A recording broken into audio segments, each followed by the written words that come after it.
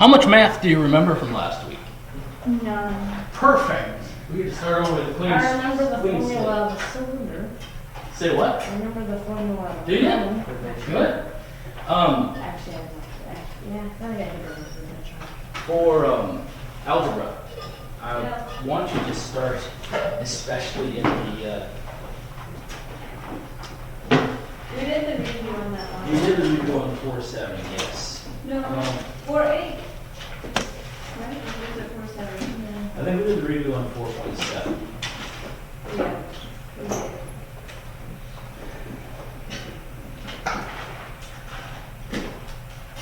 Start on number 17. See how life works for on 4.7. And we will come back and I will try to find the review. So 4.8. And maybe starting like number 17 to start with.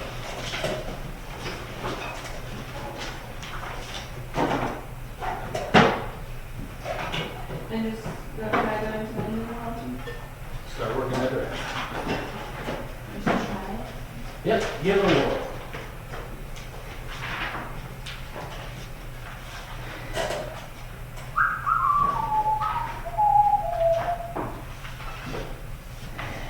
I should have brought a lot more cash today than I did.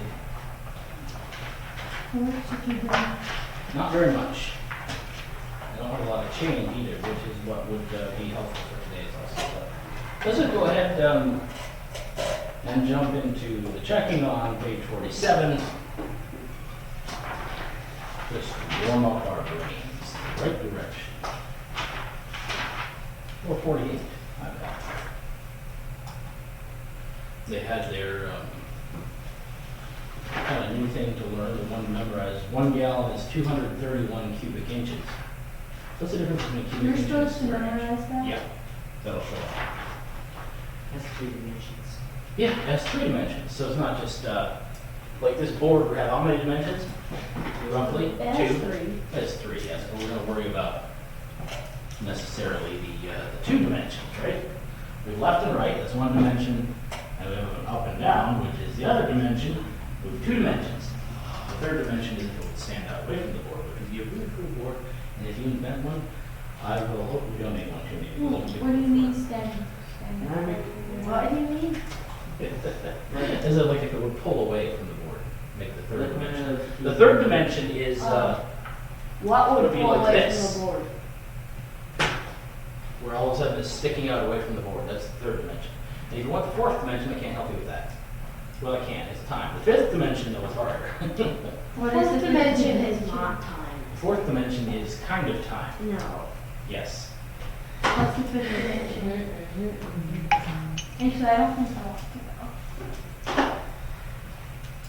5th dimension, I don't know. Probably gravity. But now we're into something much more fun than I feel like talking about today. What leads into this? All right, so we were using proportions to figure this out. So obviously, if we found out that something was 608 cubic inches, look at that, 3 dimensions. If something's 608 cubic inches, how would we figure out how many gallons that was? Very careful. You're right. You did in class, so you don't actually have to think, you just have Mr. Kent do it. Yeah, Mr. Kent did the thinking for you. So what's our proportion? 1 gallon. 231 is. Right, so we put 231 cubic inches up here, Equals 1 gallon. 1 gallon, and then we would work it out. So, So we'll multiply and Just divide. divide those two numbers together. Okay, just divide them together. Divide. Last time I divided something together. The wrong answer. I don't know. Divide this one by that one, That yes. sounds really easy. divide it together. Divide them together. All right. I think I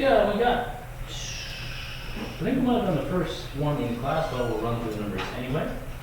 43,560. 144. $6,272,640, $27,154, $225,378, and 113. All right, number 2A, C is 11.3. Your final answer. And B, you should have B equals 9.7. Or A would be fine as well. 9.7 for me. 9.7 for 2B. 3A, you should have 39 equals C. And B, you should have A equals 11.0. And they're going to be rounded. Quite a few of those. I used that in the B spot. Use that in the B spot? Yeah, I have for Oh, instead of A, you yeah, have B. instead of A. I have- That's fine. That's perfectly Sometimes acceptable. you just can't tell. So what? No, it doesn't matter. Between A and B, it doesn't matter. It does not. If, But if you have C, A it and B, matters. C matters. If you have C wrong, that's because C is always the hypotenuse. But A and B are the legs, and it just really doesn't, honestly doesn't matter. No matter what do you kick with either one? That's right. I can kick left-handed or right-handed. You haven't seen me kick left-handed. All right, 4A. 4A is 2R cubed. B is 15D cubed E squared. No multiplication symbols. C is 2, and D is negative 32n minus 44. What Why was do you A? mix the negatives on? What were That A? will make it wrong. Hey, A is 2R for cubed. number 1, I got a wrong answer. And I remember I was just chopping down. Anybody else get a wrong answer, number 1? No, that one was right. It was B. Well, I I, have 144? I'm sure I said 144. what is B? I got B wrong here. I got 1B is 144. No, 4B is 15D cubed E squared. What?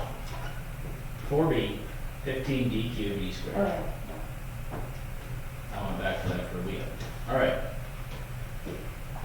Go to number 5. A equals pi r squared. 6, hypotenuse. 7, irrational. 8, exponent. 9, 43,560. B is 640. 10, 1.6 kilometers. B, the parallel symbol is like such. And 11A, 144 square inches. B, 128. 12A is 0.6, repeating, and B is 0.375. 13, your answer should be 172.7 square yards, and your formula should be, say what? What's the label? What's the label? Take a half point for that, please, today. What That's is removed. this? 13, you missed the label. Your formula should be A equals pi r squared, and A equals pi r slant height. And then you add those together. Anyway, 14, 6 cents more.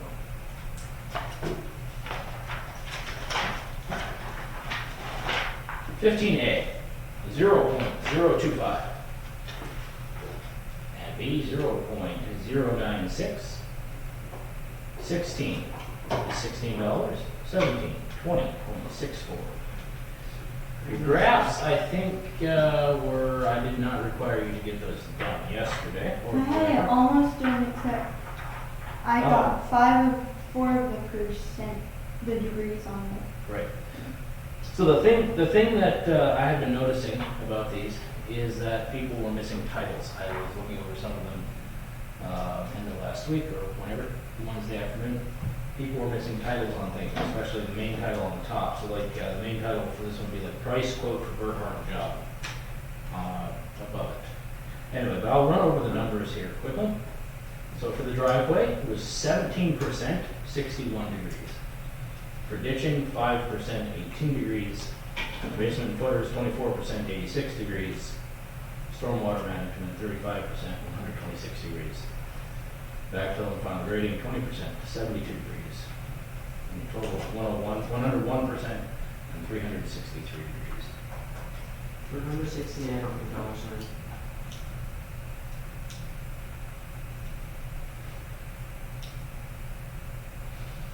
Why not?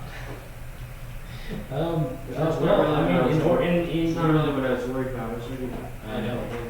In, I guess, the spirit of consistency, I'll make you take a half point for that. 19, 2 over 21. 20 is 1 over 7, 21 is 1 over 3. 22, your gallons line, I'm assuming is open, or was, until you filled it. For 1 hour, it's 3.5 gallons, 2 is 7, 3 is 10.5, and 4 is 14. Your graph should go from the 0, 0 to the 414 spot. 23, 102 bushels. Formulas, which you should have, where volume equals length width times width times height. And yeah, that's the main formula I'm concerned about. 24, your answer should be 247 gallons, your formula should be length width times height. Again, Maybe. I suppose V equals LWH. No, capital V. I don't know where I pulled that from. Mr. Kent, Anything. I really don't know how to explain to you what I did here. Can you come look at it? Or can you bring it up? I can explain to you what you did. Well, sure. Well, I'm not even You sure want- why I have this thing here. And I didn't even do that. Yeah, you sure didn't fill out anything in your formula other than. Yeah, you proportion. You come up with the wrong answer? No, I have the right answer. Perfect. Yeah, then you add your proportion down below, that's good. You sure didn't fill out underneath your Is the formula. proportion count for the formula? No, not really. I was considering making sure that everybody had a proportion or not, but I didn't push it on this one. You should have a proportion. I was going to tell you, I was going to see if there was one for this Lexus and make sure that you have one for this. That's honestly what we're going to do on that. Just double check.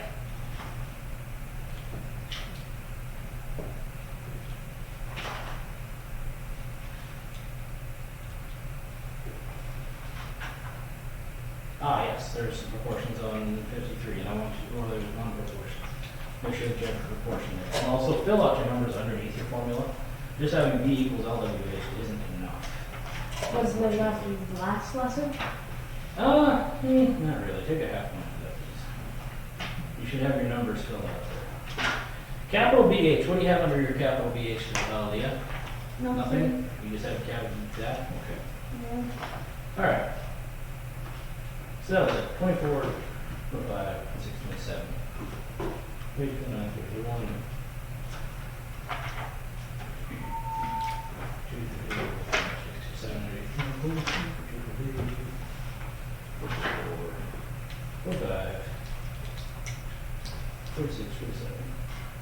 48, 49, 50, 51. No, that's good.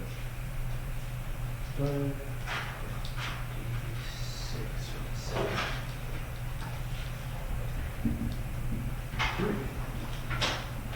63 possibilities.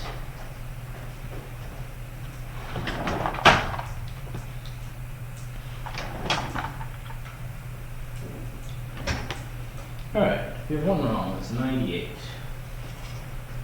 2 wrong is a 97. 3 wrong is a 95. 4 wrong is a 94. 5 wrong is a 92. 6 wrong is a 97. 8 is an 87. 3 half is going to be 95. Sir, are you using your protractor for today's class? No problem.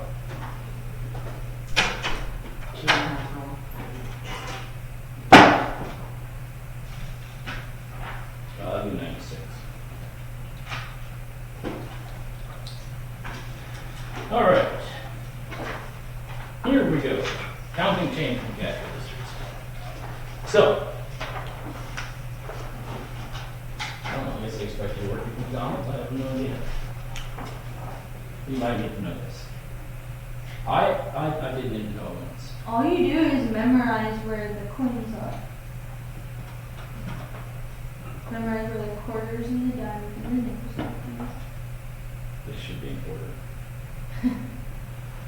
Okay, so Anyway, so all they're doing basically is they're just giving you tips on how to count. I can count my They don't fingers need already. to, that's how you figured it out. See, can stick Lupe on that map or it's book. Yeah, 1, 2, 3, 11, 10. Or how to do that? Exactly. Please, please. Who knows close? So the trick is to always start with the biggest bill that you can and just work down from there, which is obvious. I mean, this is the way you should pay for stuff anyway, because what kind of a sociopath would do it any other way? But if you have a 20 and then you give somebody a 20, which is the uncomfortable part. So basically, obviously, if you have, well, let's just do number 1. What they want you to do, basically what you say, count back, is this. So obviously for number 1, there's $3.44, so we can't give them a 5. So you leave that one completely blank, and you write in the second one under the $1. You'll write in 1, 2, 3 as you count out your 3. That's how So you do you it. write in 1, 2, 3. You write in 1, 2, 3. That's what you're supposed to write in. 1, 2, 3. And then, because it's 44 cents, you go 25, pull out a quarter, if you can't take out 2 quarters, so you go 25, and then from the dimes, you pull 1 and go 35. Right, so you go 25, 35, go to the nickels, 40, and then 41, 42, 43, 44 out of the pennies. Get real. Right? So I'll run through that again. So underneath, So in number 1, I'll write it this way. Okay, so number 1, you wouldn't have anything in the 5. 5, no, you put nothing there. So 1, 25, 10, 5, 1. So this is 1 second. So what you want, what you'll do is you go 1, 2, 3 under the ones, right? Because you're counting to 3. You're getting $3.44 of change. And then you go 25 under the 25. And then you grab a dime and you go 35 because you just added 10 to 25. What? So you go 25, 35 as you pull out a dime. Okay, so you pulled out 3 $1 bills. Pull out 3 ones, and now you're starting on the dimes. Why can't you just put Points. 1 quarter? Just put 1. Yeah, that's what I was thinking. Because instead of putting, I know, like, Because that's not going to help you out. sure. We want to write down 25, and then if we were to pull out another one, we would write down 50, but we're not going to today. So write 25, then you pull out a dime and say 35, right? Then you pull out a nickel and say 40. 25, 35, 40, And I- 41, 42, 43, 44. Point. Give them the money. Now, it's obviously writing it out, giving change from a cash register where it gives you the display. You don't have to do any addition and subtraction other than this. Say what? Yeah. All right, so the next one we're going to do $7 and what is it, 16 cents? Yeah. So obviously, this one we can pull out of the fives. So we'll say 5, right? And 5. then we'll say 6, 7 here, right? Genius. And now we have to pull out 16 cents, so we start down here in the tens. We say 10, 15, 16. So that's actually not hard. No, it's not. that's so. I know, Richard. It's a trouble. They have like 2 1s on there, no dollar signs or cent signs. I'll put about 1, 2, 3 over there. You're just gonna make it up as you go along. You understand what we're doing. Where do they ever use $5 and $10? No. Apparently not. I was thinking- For number 3, what would you do, Leah? Number 2. Number 3. That'd be 98 cents. Go 25, 15, 75, and 25 cent area. Yes. And 85 and 95 and 10 cents. And leave the 5 cents blank and then 67. Genius. And 98 and 11 cents. Well, you're good at this. Thanks. You also not sound like you're,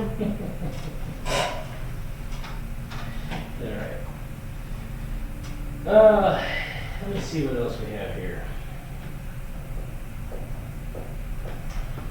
Oh. Yep. What's the, how about the irregular shape though? Where? Number 10, page 54. Tell me what you'll do. You'd use a plus pi times radius squared times 0.5. That would give you the half circle, and then you'd do, Say what?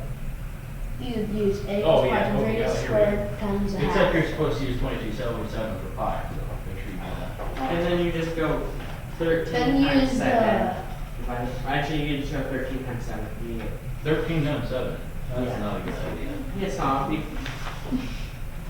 That's a good idea actually, because then you can get both. Oh, you're saying for the, yeah, I was thinking you were on The circle. the circle, yeah. All right, never mind. So you're on the rectangles now, yes. 13 times 7, that's a brilliant idea. Those aren't rectangles. Or you can think like a rectangle though, because See, what's the formula for the rectangle though? you're supposed to use triangle, you're supposed to use triangle. Oh, yeah, just go Right. 13 So times this- 7. Cody was thinking in rectangles, which is genius. It's actually a brilliant move on his part. Because you don't have to divide anything by 2. Just go a plus. Because of both of those, right, because those triangles are the same. So, so you don't have to divide them in half. But because this is the way triangles work, is you go 1/2 BH and that'll give you the exact thing. If you have 2 of them, then you just don't. Sir, How do you get the square root of a negative number? you can't get a square root of a negative. That's, Well, if I go negative 25 and hit the you should have no root results. button, I get out with 5. You shouldn't. Well, Okay, but then like. Because 5 times look down here in 5 the mental equals math. 25. Negative 5 times negative 5 equals also 25. Well, yeah, you better come up with this. So they have a square root of 25? no, negative 25. Nope, they did that differently. That's the right Hang on. hand. So here's the deal. Because they went negative 25 instead of negative 25, that makes a difference. So basically, you find the root. Oh, so it's minus. You find the root. Yeah, The root. they're just subtracting the square root of 5. I'm the square root of 25. 5. Should be fine. You subtract 5. Which problem is this? That's the mental math. Oh, Yeah, so you just. This is completely impossible. I This is see. not. All right. Make sure you get your formulas, your proportions for number 8. Build yourself a proportion. And also you need a formula. Which one, number 8? I'm not trying to do that one. It only gives you 2. Oh, she's beautiful. I don't think that's completely necessary. But like, I'm not sure how to find. Okay, compost bin. I want you to try it yourself. We might come back to it later. I want you to try it yourself. If you need help, What I do. definitely 100% without. I want you to try it first. Try to sort through it. Figure out one problem at a time. All right. Ladies, let's start on lesson 4.7. We graph and ordered pairs, which is not a difficulty. The reason I skipped, there's a couple of reasons that we skipped it on Tuesday, or Wednesday, just because there was some stuff that would take too long for me to talk about, because this is the way I am. One of the very important things that we have to nail down is this. Yeah, when do we get our report cards? You know, that's a good question, and I don't particularly know. They're ready, but apparently we were going to have a board meeting, which is we usually give the report cards out after the board meeting, and apparently now we're not going to have them until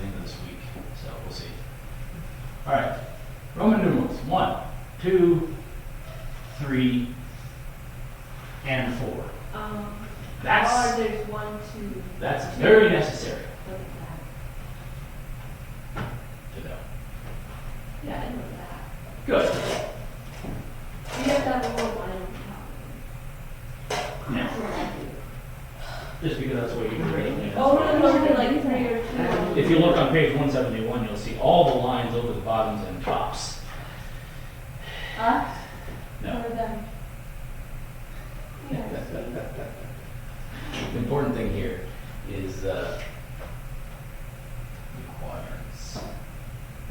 All right, so this is the X direction. This is the Y.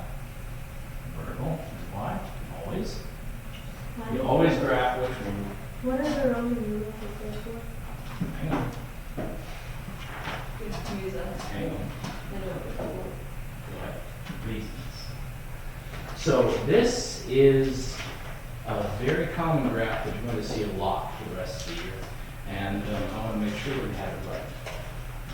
All right, so obviously it's just 2 number lines. We just get 1, 2, 3, 4, 5, 6, and so on, so forth in the X direction. We can go negative if we go this way, and negative if we go this way. So this would be like -3 over here. This would be 3 in the X. We go positive, we go up. We go negative, we go down. Always graph the X first. The X is always the first part of the order pair and all that malarkey. Always. What is alphabetical first. Also, we have 4 quadrants, we call them. All right? These quadrants get numbered like this. So this is quadrant number 1. And they use a Roman numeral because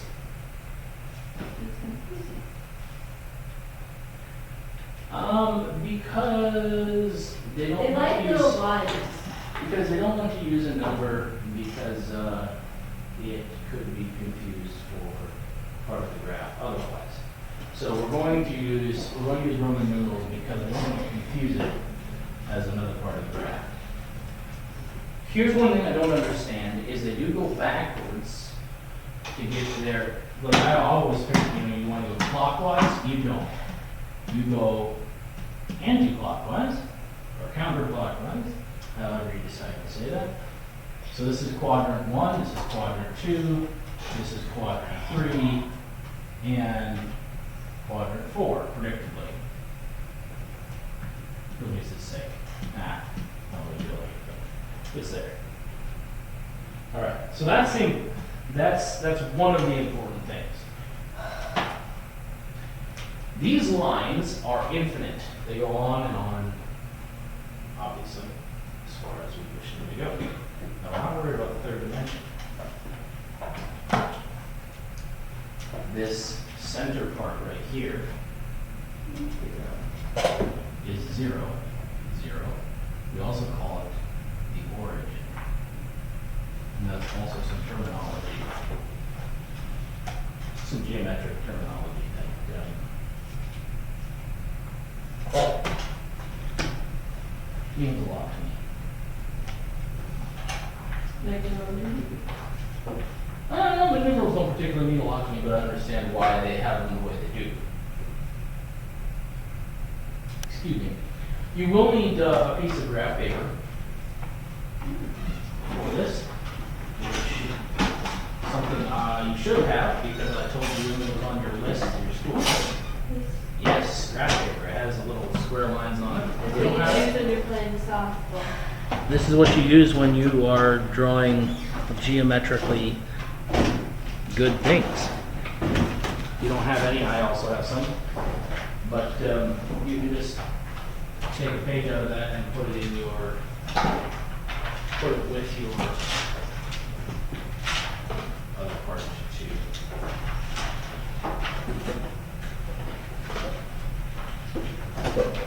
With your other stuff in one we're checking, rather than having 2 notebooks, I have to share a page out. Basically, just make sure that when you do it, you just put your number on, so you know, like number 19, and then to the ruler, if you are so inclined, draw your X, and draw your Y.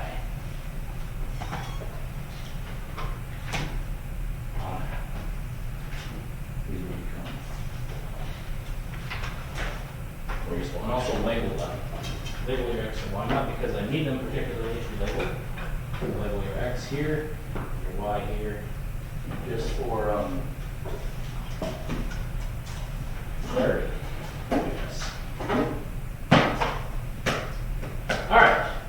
So first things first, though, is writing the coordinates of the points on the graph. So we have on page 172, A, B, C, and D. Now this is actually very easy because here again, we always do X first. So since A is over here in La La Land, good comments, Lisa, but they're unnecessary. What is it? -4? So you start with the X. So the way you would write this, order here, you start with X and go to -4. Yes. -4, 4. You always start with the X, get the X down first, and then the Y. B, 2 would be Christie. What would the coordinates be for B? Yeah. 4 and -1. Or -1. Your C for C.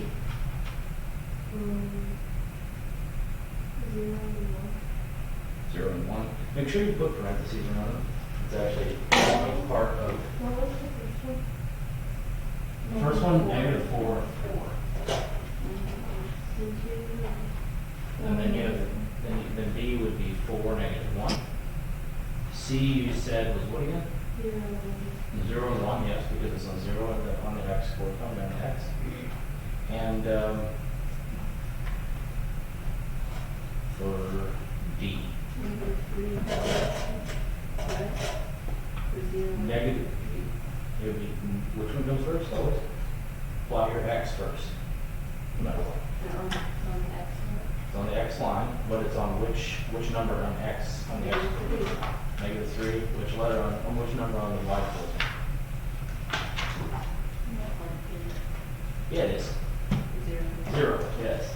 So you would write -3, 0 for D, because it is on the number 0 on the Y coordinate. So when you're doing when you're writing the quadrants in, so see they wind up with massively huge numbers here for 9 to 14. This is not a big deal. What is knock off 1 digit on 3 digit numbers? That's a no, actually. But it doesn't really matter. It's not going to matter a whit. All right? So here's what winds up happening. All right? If both the numbers are positive, they are in the first quadrant. Right? So if both the numbers are positive, you know it's in the first quadrant. If one of them is a 0, you know it's on an axis, right? So if you have, for example, a 0 and 4, you would say that is on the y-axis. All right, there's not any quadrant, it's on the y-axis because it's on the 0 here and x, so that means you will find it on that y stick. It will be on y. So if x is 0, it's on the y-axis. If y is 0, it's going to be on the x-axis. So if we have 4, 0, 1, 2, 3, 4, this number, you would say this is on the x-axis. And that holds true. All right, no matter what the other number is, it's going to be on that axis. Y is 0, it's on the x-axis. X is 0, it's on the y-axis. All right, both positive, it's in the first quadrant. If you have negative, positive, no matter what, it's going to be in the second quadrant. Negative, negative is going to be in the third. And write these as Roman numerals, please. And if you have positive, negative, it's going to be in the fourth quadrant.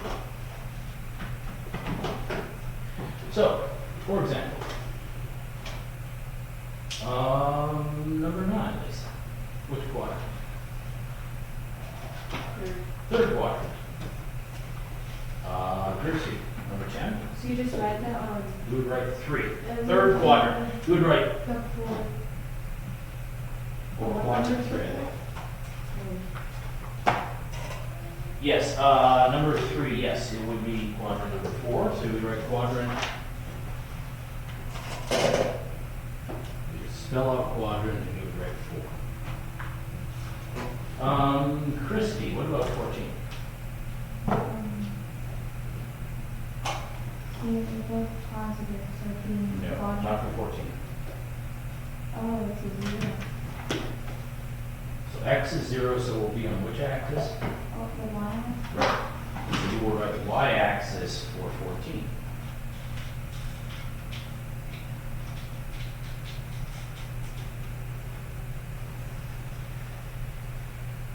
That's all. That's For 14 is y-axis. right, for the y-axis. It's not in any quadrant. It's simply on the y-axis. And this is important to be able to visualize this because you just have to later. So let me erase this so you can think through it.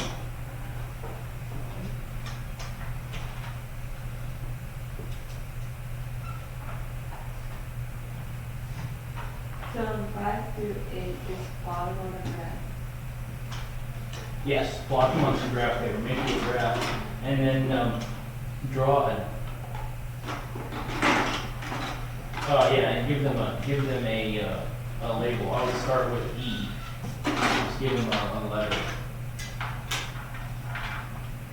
So go E, F, G, H, basically. And then you can use the same graph for 45 to 48. But make sure you give them different letters. Rather than E, F, G, H, go J, K, L, M or something. Make sure you get them in order because that's going to be the easiest way to check them.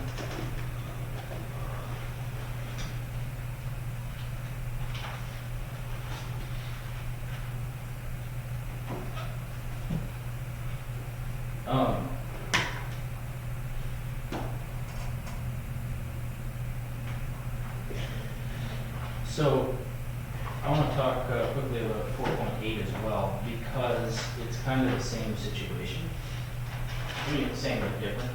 I'm sure all of you went through the 8th grade math, correct? Then this should be no hardship. We know that this symbol means less than, so when you're graphing a number, say x is less than 3, you would, 1, 2, 3, you would actually put a circle there and a line to the left, right? If you have a line under it, like such, notice my awesome handwriting, you fill it in to show that it includes that number. Is that all it is? You wind up, yes, graphing those qualities. You can graph those out, just do, Graph them on a paper? I would say graph those on your paper. Well, I would say do graph just paper? 1 through 8. Yeah, just do it on your graph paper. Make sure you label what's going on there. And that it's on lesson 4.8. So if I draw 1 like that for 4.7 and then 4.8, and the other 1. So I would just draw a line. Sketchy. So you already have a graph like this, Yeah. right? I don't know why they didn't do this one first. So just draw yourself a number line like such for each one of these problems, please. Put your number beside it, do the 1, and then just, make a grabby boy. So we don't have to even number. Yeah, make sure you No, get I your mean, on numbers. the, Yeah, get your 1, 2, 3, 4. Make sure you mark, especially for survey. It's very important to have numbers on because otherwise graphing means nothing. Sorry, I missed that. So just do 1 through 8 on those. Don't do the graphs on so do you want 58 us through to try finishing 65. this lesson or not? Yes, I want you to try to do 4.8, except you don't have to do 58 through 65. And I do want you to do, so I want you to do 1 through 14 on 4.7. And I would really like to do 38 through 48 as well. Yeah, you can. Well, it's not hard. Not long. So we had done, you did 15 to 37 in there, correct? On 4.7? Why don't we check that? In the neighborhood. Ah! I'm not sure if I want to check it. Say what? I'm not even sure if I want to check it. Well, let's give it a whirl. Has it been a little bit troublesome? Yep. Well, my grades have been. Yeah, it has been a little troublesome lately. Trying to pull it all together here. I only did 1 and then 7 more. Or 6 lessons. Okay, 4.7 number. Oh my goodness. People don't know where. All right, there we go. Number 15. You should have a squared plus 2ab plus b squared. 16, you should have 6 x squared plus x minus 2. 17. 9a squared plus 24a plus 12. 18, your answer should be negative 6. 19. Oh, they do have a funny thing going on here. They have 280. That's what I got. Okay, so they have wrong problem, right answer, which is very odd. 19. For 19, I'm 280. negative 10. What was it? You have work for that? What else? 32 times 9 4.7, 19. plus 8. Yeah, it's probably 32. They have 32 times 9 minus 8. Yes. So that should Minus be 8? Yeah. 288 minus Yeah. 8 is 80. That's 280. the right problem. Yeah.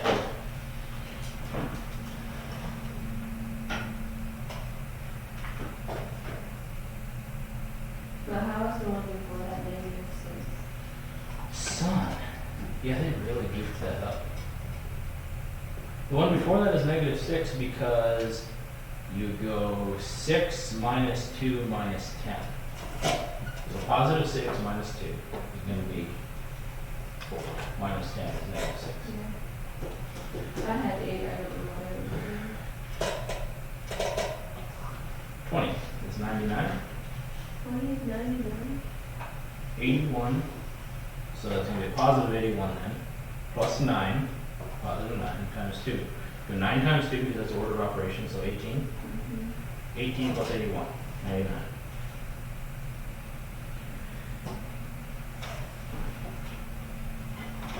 Yeah, 81 plus 18. Alright, 21. Be negative 2. 22 should be 29. 23, the cube root of 48 should come out to 2 times the cube root of 6. 24. 7 times the square root of 2. 25. 2 times the square root of 7. 26. 2 times the cube root of 3. 27 x squared. 28 y to the 6th times the square root of y. 29 is a to the 4th. 30 is x to the 3rd times the cube root of x squared. 31.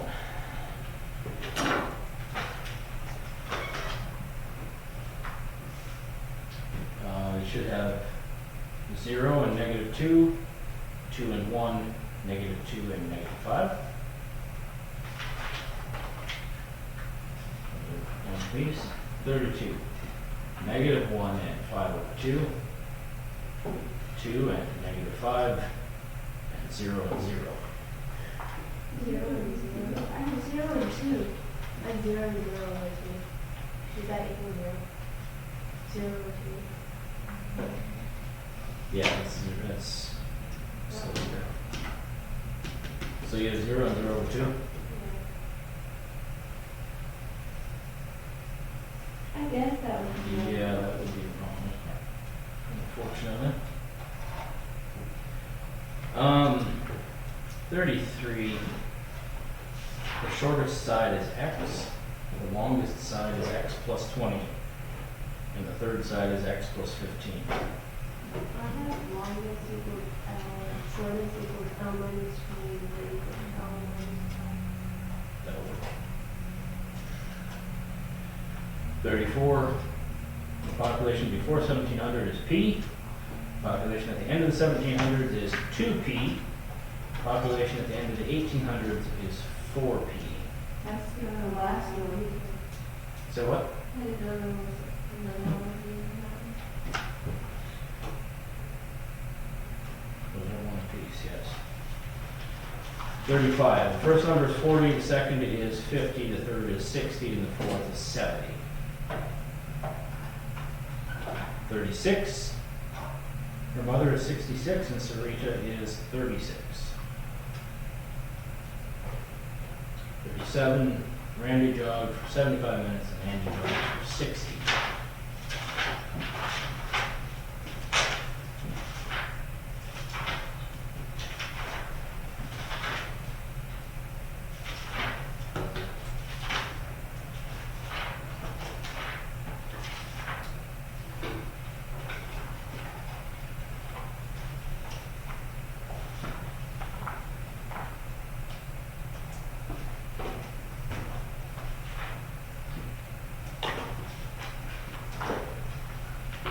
All right.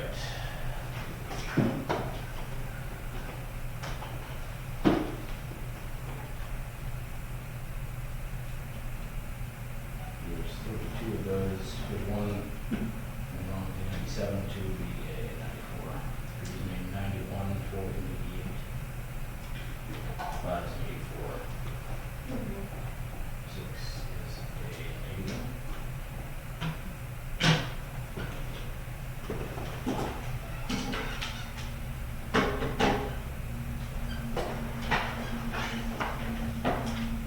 On page 175, I have another graph. Don't bother with that one since we did 2 other graphs today. So basically 9 through 16 are nothing. So we're not doing 9 through 16. Don't do 9 through 16, if you want to do 58 through 65. 9 through 16. 9 through 16 do not do. And then 9 through 58 through 65.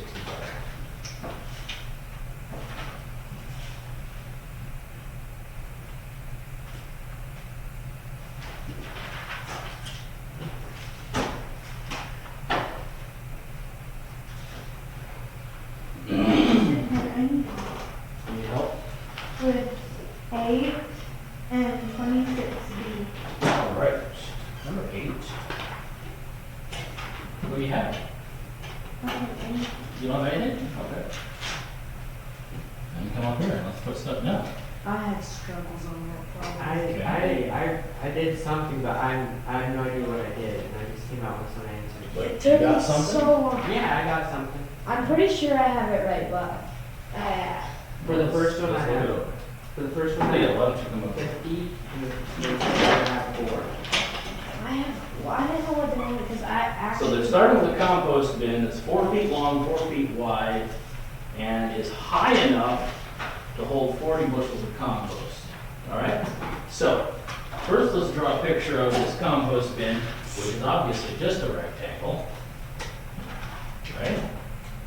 But we just simply don't know how high it is. Oh, this thing's, it's got Yeah, situations going on. All right, so we know that this, we know that it's 4 feet by 4 feet. But we do not know this, so we're going to call it x. What's our formula for finding in volume? equals all W.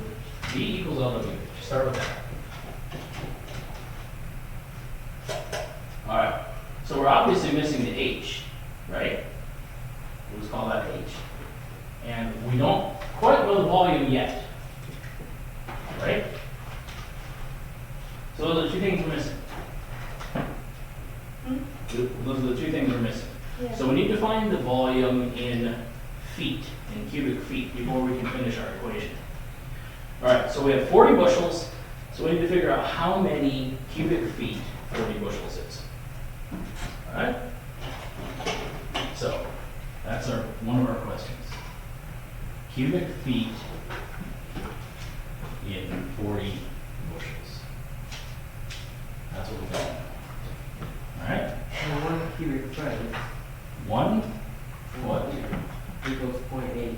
equals 0.8. We're close enough. All right, that's the formula we're going to use. So we need a proportion. So what do you, that's a proportion. Leah, you go sit down. I'm going to have you do this later. Cody, you come. Do the proportion. Cody, you come do the proportion for me.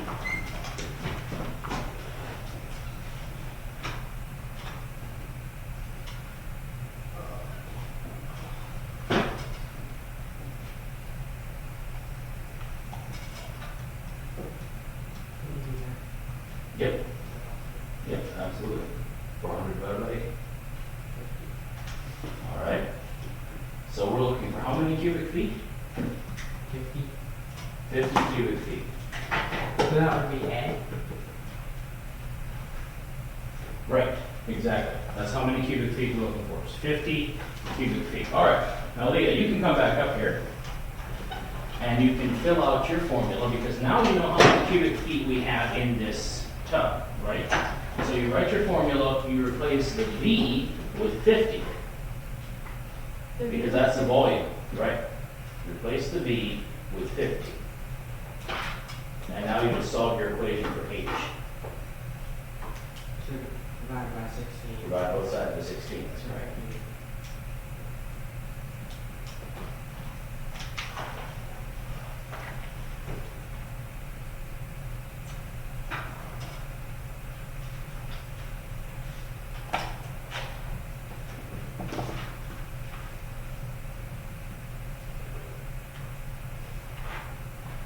This is to round to the next higher foot. It's Mm-hmm. gonna be 3 feet. 4 feet. 4 feet.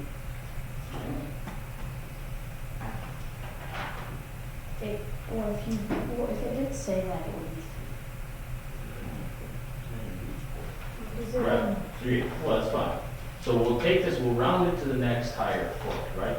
But basically, what you're going to wind up with here is H equals what? 3 and 260. Right. Right.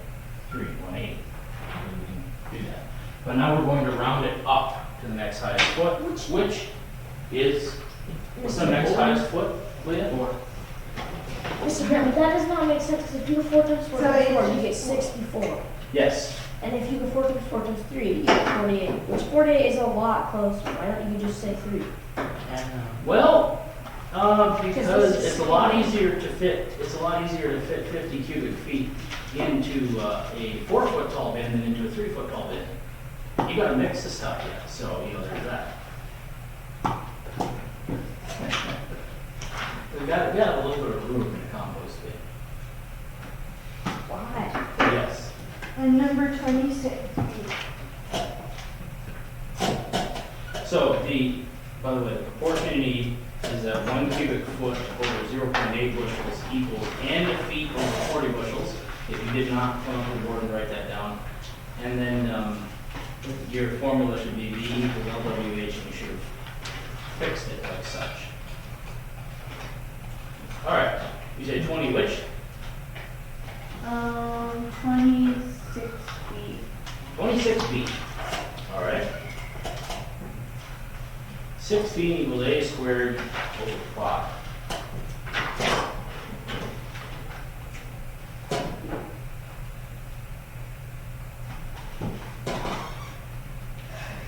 16 equals a squared over 5. First things first. Well, I sat here and I puzzled over it and puzzled over it. Okay. So what kind of operations do we have going on? Division. We have division, yes. That's a good start. We have division. We have this as well, right? Yeah. Can we do anything with this? Well, maybe eventually, but Okay. I don't know. So first thing, so the only thing we really have that we can do anything with is the division, correct? Yeah. So how do we get rid of that? Divide and multiply. You have to multiply to make the division go away. All right, so So what do we do? 16 times 5. You have to multiply both sides by 5, yeah? Mm-hmm. So a squared equals what? 80. So what? 80. 16 by 5, yeah, it would be 80. All right, now what? Then you can do radicand. Yes, you root both sides, that would be the function. So we have a squared. What's the square root of 8? My bad. You get rid of this square. What is the square root of 80? I don't know. Does it root evenly? Doubt it. But it might. If it does not root evenly, what do we do? Then right with the other thing. Right. So, No, it doesn't. okay. It's pretty easy to tell because 81 does. And 80 just won't. So we would write this how? 8 with the radicand Yes. equals A. So for number C, or for letter C, What's the square root of 1? that just kind of puzzled me. Would be Do it on your calculator. What's the square root of 1? maybe 0.5. Well, what's 0.5 times 0.5? I can't. 0.25. It's 1. So it would be x, 1 equals x. Right, so the square root of 1 is 1.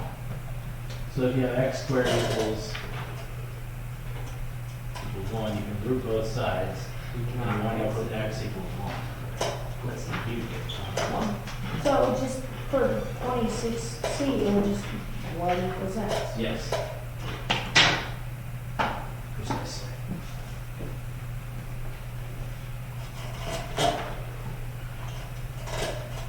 On 27, do you mind if we do those with the calculator?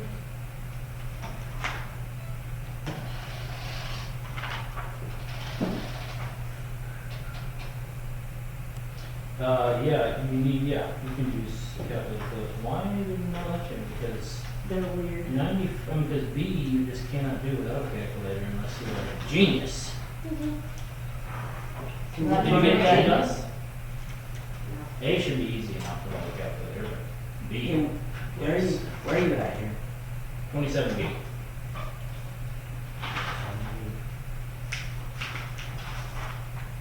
You just went ahead and used the calculator, whether it was so simple there or not. Yeah, I did. I just Well, figured. for like, I just figured these guys are just. I mean, yeah, no, they missed it. Joking us. Okay, what is it gotta be kidding? Go like, what? It's like they just went through and wrote random numbers and they don't care whether you get it right or wrong. Yeah, they're writing like, I think they, It always says negative 47. Yeah. Where? Subtract Graph negative 47? it. Okay, you don't have to start at 0.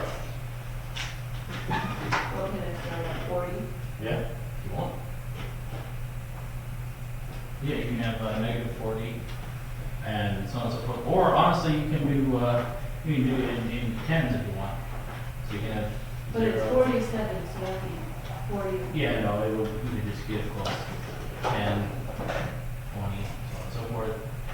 10, So I could just put it in the middle basically, or closer to 30, the. yep. Negative 40. There's a bunch of different ways to graph that. But you can just put it right here or whatever.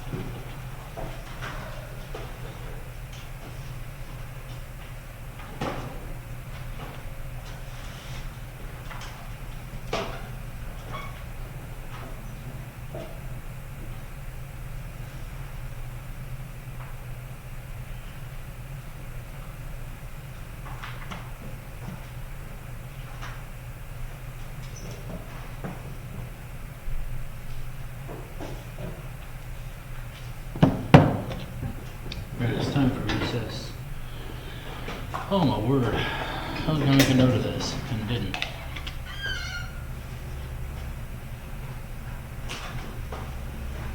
Cody, did you do things on Wednesday? All one recess of it? I think I did. Just keep her moving. Christie.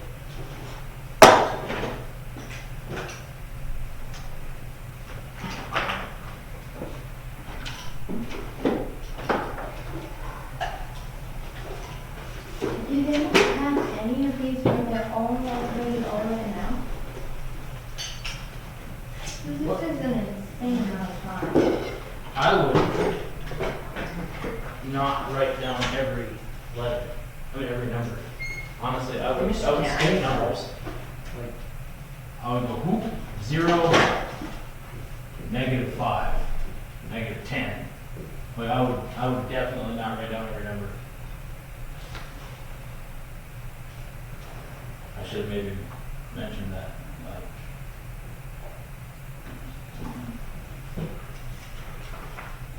Chris, what's your story? I figured. You got her? And it doesn't matter how long your arrow is. No, not really.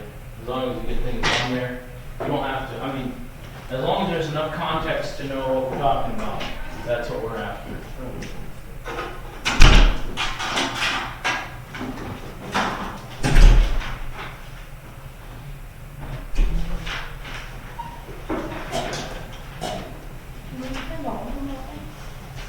That's what I feel like playing. That's really next time, man. How? No. I'm turning into a one person.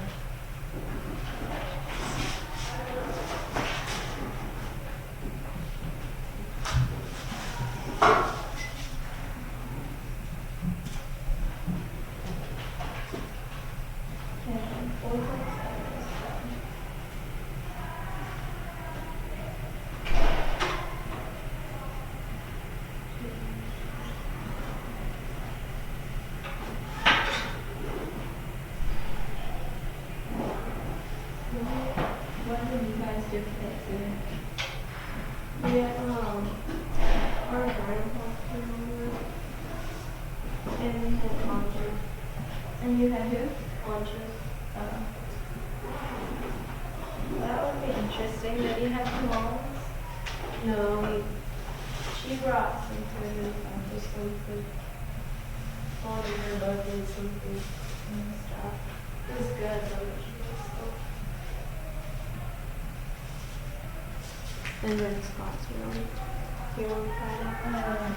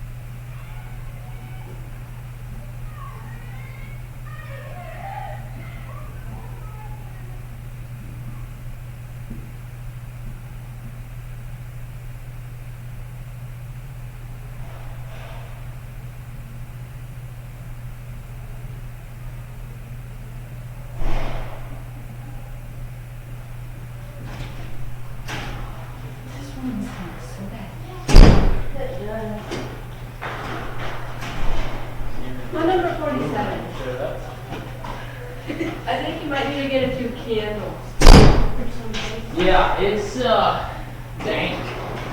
What's the day? Can we go do our work outside? That's enough. Would you ever let us do our work outside? Well, it's like this, we built a building to escape the elements. Why would we willingly put ourselves That's not back the in? elements, that's the tropical. The tropical one. It's good to do your work in nature. Yeah, fresh air. I've worked in nature. Gives you inspiration. Don't tell me how much better it is to work in nature. have wind blowing on your face. Yeah. Yeah, blowing your pages all over the place. And Miss Amy's survey that game was really fun. It wasn't even that hard to get. Why can't we get 3 games out of first recess? Yeah, We that's used what I'm to trying get figure like out. 3 or 4 games out of Yeah, the streets. like Wait, 4. Mr. Kent, All who's depends on timing it? it all depends on who's timing it and what the system Well, you is. should time it with, well, the games are like really short as it is. I let Mr. Walter take this one because I was trying to get the bathroom smell to go away. How does that work? It actually I think is functioning, but it'll take a little bit of time to clear that smell out of the whole building. And actually there's some other stuff I should do yet too, but I sure didn't. I did not get 57. 57? What do you have? I'm not really Reading getting lesson one. 1. Oh, yeah. Is it a nice lesson or is it a reading lesson? I got a new book. Did I give it to you? Apparently No, I bought Hey, it. can I throw away all my science papers? Yes, you do not need your science papers. I missed one I need them. thing, I think. For somebody, study guide. I didn't get all the, no. No, the last worksheet, I didn't get everybody's. Not the study guide, it was the one before that, it was the worksheet before that. I did not get everybody's, so it was like the 3.3 or whatever it was. Can I get mine, Mr. Kent? This one? You don't have it? Yeah, hang on, 3.3-2, I think was the one on the I start. don't think I have it. What's that pizza sauce? You got it? Oh, this is a taste. I don't think I have it. What are you guys doing? Oh yeah, I do right here actually. 3.3 through 288. Yeah, I got it. Mr. Kent, Me too. I might have just stapled that together with a bunch of others. Okay. Well, I don't know. I guess you can look through here and see if it's in there, but this one, That's Mr. me. Kent? Yes. I probably got yours on the table. Okay, so I don't need Just it. hand it in all, in case something went funny. You never know. Case, in case. Just in case. It's called insurance. Have you ever heard of that? It's, Yeah. And I It happens a lot at What? home right now. I have insurance. Me too. God, Chris. No, it is both. Here, Except that this one you don't have to pay money to. I do have vehicle insurance, because that's a requirement. Do you have insurance for yourself? I do. That's I I got the documents that came with it. That's what my mom and dad. Part of the package. Yeah, that was in the package.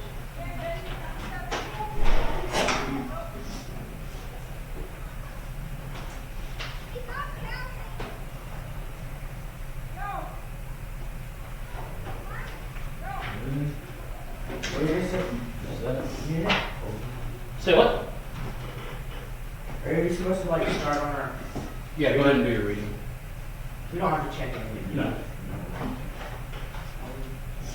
No checking on the reading on account of there's nothing to check. That's awesome. Actually, that test was long enough ago. I don't remember much about it. Yeah, I got an 85. That's all. I got like an 88 or something. I I got was mine so away. hard to get a good grade on that, and I didn't. Yeah. What did you get? Reading A can be 94. reading can be tricky. Tablet test. Well, it's kind of like not my important. It's not your forte. Whatever. that Forte. is, Yeah. Forte, yes. Forte. Yeah, well, they've got our Memory verse last time. That wasn't easy, but I appreciated that. Why did you still read it? I read it. Read it? Did you read it? My groups? Yeah. Beforehand? No, when you were supposed to say it. Why do they start with this unit? No, in I like it because you don't have to go out there and work. Last Sunday. Oh, no, I'm talking about the reading. It's like 3 pages or something. 11, let us love one another. Yeah, they have your word meanings, your roots and prefixes. Claud and clauses to close. Preclude, recluse. Alright. Literature, on the other hand, has a check or two. What I really wonder is why literature is ahead of reading, but I don't know. That's because we skipped one lesson that data writing, Yeah, but we're 2 lessons ahead. and they skipped it when I had. I don't know. I don't think we're supposed to track some of that stuff as I should. Unless we do extra another day. To make it extra today. No, not ease into this. Don't want to overdo it. Don't want to strain ourselves. Alright, let's check lesson 2 in literature.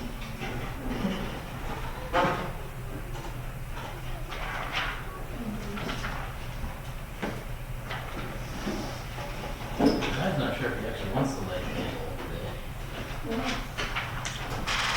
Well, methane will do that. The coal miners in Britain, old coal miners in Britain used to have trouble with methane gas seeping through the walls of their coal mines. And of course, obviously it's dark down there and you had to light a candle in order to see. So the problem is, well, open flame plus methane gas. Well, the problem is most lanterns, They had lanterns back then. they did have lanterns. Not battery pack. But a lantern is still an open flame. It's still an open flame. No, what they did is they built there's a couple inventors built a candle stick holder thingy that looked like a lantern, but this was a screen, and it was such a fine screen, light could get out, but methane gas could not get in, which I don't was think they're more than very that. interesting. Yeah, but And oxygen could get in, but methane couldn't, which, good idea, less miners blew themselves up. isn't methane dangerous to breathe in? Yes, that's why the miners also carry little cages full of canaries. Canaries tip over, then it's time to. Yeah, that's That's what happened to me out that. They were like, they forgot their community and they were having bad dreams. When the canaries start to tip. No, when the yeah. Well, canary when the dies. canary tips over, it's time to get What? out of there. Won't you die? Won't you Well, no, die when see, you're... because a canary is smaller, it takes less to kill a canary than a person Oh, okay. because of saturation and I things. think they don't But Poor canary. once a canary tips over, it's time to leave because the canary is far ahead of you. Oh, tuberculosis is number 1. Number 2. Economy. Delaware. K-A-U-N-A-M-E-E-K. Economy. That's the one. What? Delaware Indian. Yeah, I have Delaware too. See, it said Delaware, No. that tribe was of the Delaware Indians. Oh, that way. Yes. Okay. What do you have? Economy. What do you have? Susquehanna? Okay. Just write in economy. Yeah, right there it is. I see it, but I had no idea that was an Indian name. Oh, yeah. Didn't it say that you were? If it has A's and U's, then it's definitely an Indian name. And E's. A's, U's, Yeah, and he E's. began working Indians on love this them. last one. Yeah, there's different ones, but Milwaukee, Conowalk. that one where was somewhere. Actually, no, that was No, what was the Indian name? Can you spell it again? Economy, Kauna, Meek, M-E-K. Economy. Don't count that wrong, just put that in there. 3. The Ending to Bernard's Diary was written by Jonathan Edwards. Number 4, 1747. 5, 1940. 6, Work.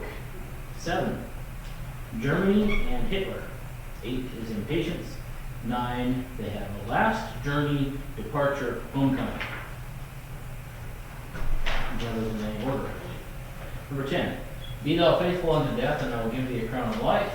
Number 11, he wouldn't have given his life to evangelizing the Indians at an early age. He may have lived longer without the fulfillment he experienced. Number 12, he was known from childhood for his intense interest in spiritual matters. 13, rest. B, medical care and healing. And C, warmth and shelter. And what they have. If you have something else mildly different, that's fine. 14, anticipation of heaven. 15, be daily prepared to die. 16 is fear. 17, we can know we are securely sheltered in God's hand and not shrink from death. 18 is Brainerd. 19 is store. 20 is store. 21 Brainerd. 22 is Brainerd. 23, G. 24, D. 25, C. 26, F. 27, B. 28, E. 29, A. 30, B. 31, A. 31, A.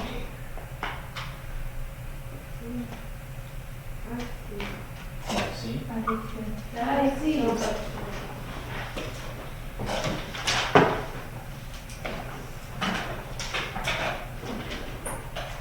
Mr. Kenneth?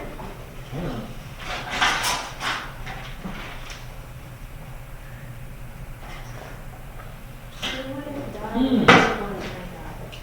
Say what? His age is 31 A. because nobody would have died. Nobody would have died. So how did he, How many store was that of that? was he not watching the Yeah. canary? What's going on? How did he die? He was The sentenced government to said death. He was Yeah. sentenced to death. Because he wouldn't, like, Join him. so it's better. Well, that's also like not fair. It is better to suffer mistreatment than to sacrifice your convictions. Well, that was not wrong. I would say it's not necessarily the best one. It's because if you didn't want to go to the military, given that circumstances. Was he tortured and things like that too, on top of it? I mean, obviously, probably. Or just taken out and shot quietly behind a No, tree? he had to stay in jail for a long time. From March, I was sentenced to death on March 16, and then judgment was confirmed on April 13, 1940. And then when did he get shot? June something, probably.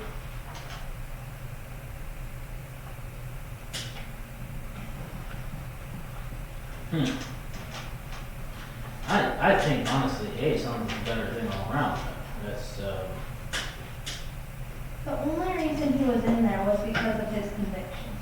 yeah, I know, but his conviction was to not take another's life. no I matter know, what. but they didn't really even talk about that very much. The more focused on. His little. Okay, I want you to put A in the blank. I'm trying to think about points.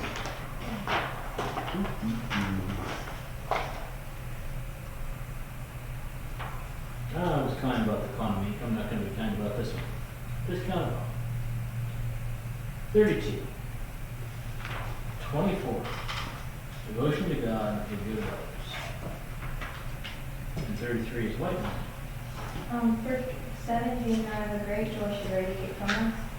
And for 32, the second part, I have intercession for others. I have intersection for others. Which one? 17, I have a great joy should radiate from us. Okay. And 32, this third part of it, actually, I have intercession for others. 32, and they have the good of others.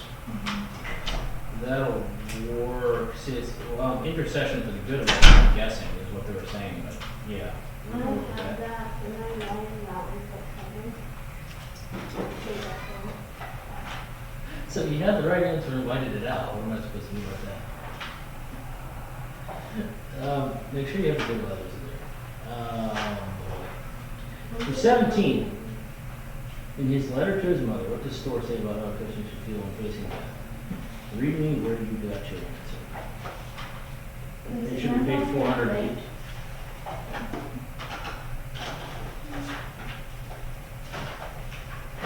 Where did it say this? The letter to his mother? Yes. So that should be paid 400 each. Notice the question we said we should ask ourselves.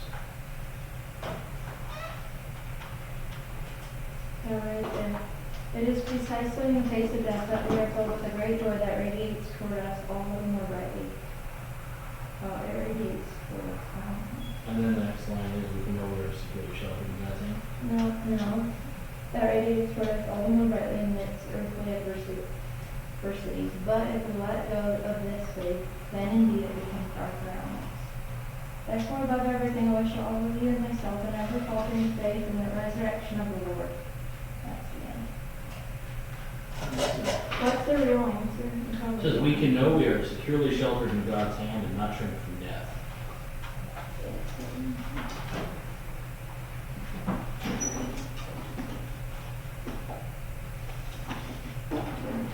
Your answer is probably good enough, but I'm just interested in where they're getting theirs from.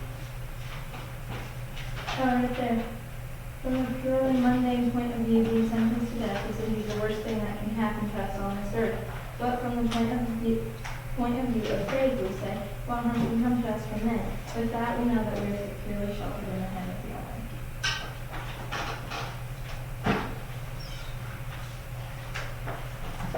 Yeah. No, your answer is good enough.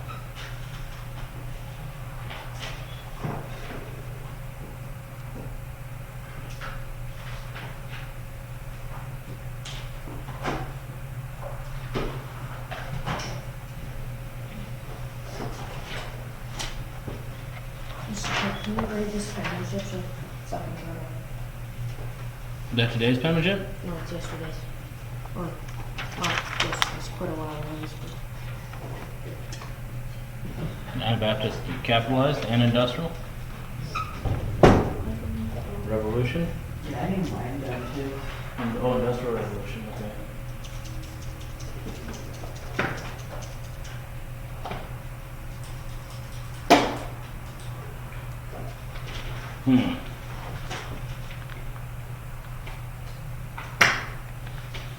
I'm gonna check that.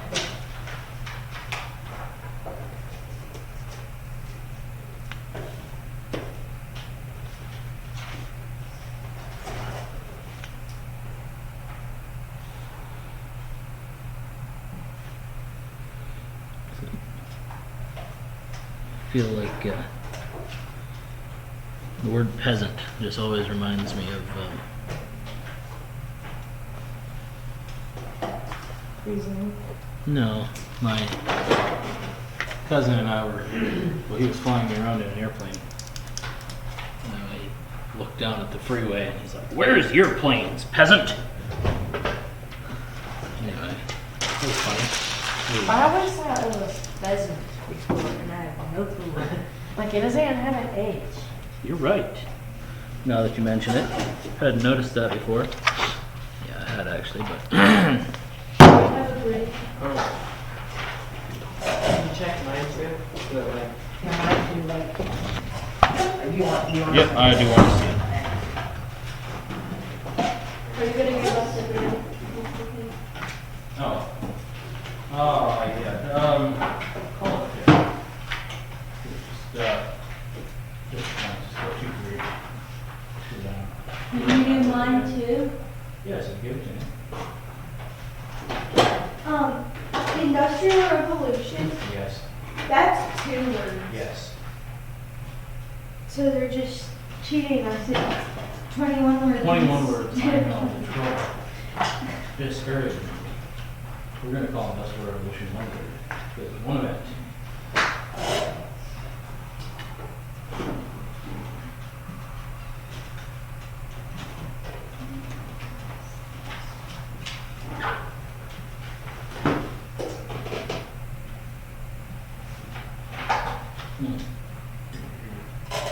Words pointing every, letters pointing every which direction.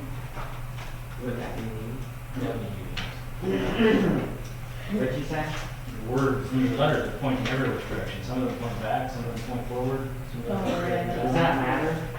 Yeah, we're looking for consistency. Consistency. Consistency. That's part of it. And then the other part is sometimes people just simply don't give a rip about their penmanship. Okay. And then I just simply don't feel bad at all about being mean about it. So what would mine be? 2 out of 3, so you 1 point off. You want Got to 10 points. I haven't gotten to yours yet, Chris.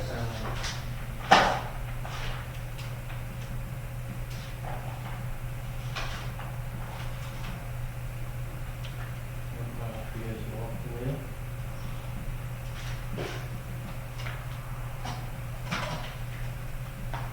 Two, 3. And get 2 out of 3.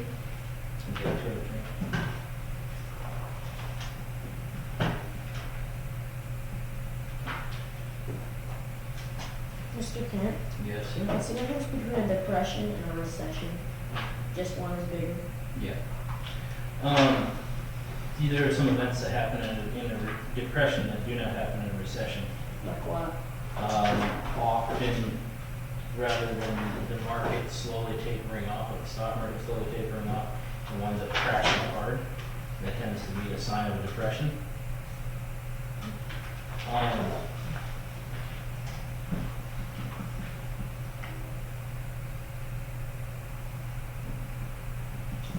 And some other things like, trying to think right now. Inflation. Inflation happens kind of no matter what. Joe Well, Biden printing too much money. Well, yeah, to a certain extent. You can go look up what all Congress spends money on. And Yes. you just like think, what are these guys thinking? But do these guys ever work for a nickel in their lives? No, they haven't. Like literally, they spent tons on the National Museum of Ketchup. One thing Yeah, that they spent a whole bunch of money on Seriously? like finding the gender of statues. Like finding out the gender of statues. It was And there was another one where they went and built this really nice heated I paid for outhouse. You did? Heated outhouse. I'm so Heated glad outhouse we did. in I the would middle pay of my the taxes. Alaskan wilderness for miles And away. Chris, from there are it. 2 out of 3 as well. And it cost like tons of money. My word. That's so funny. We should bring them to our school and let them see the poverty we live in. Guys, talk to them a little bit. Poverty we live in. All right, moving on.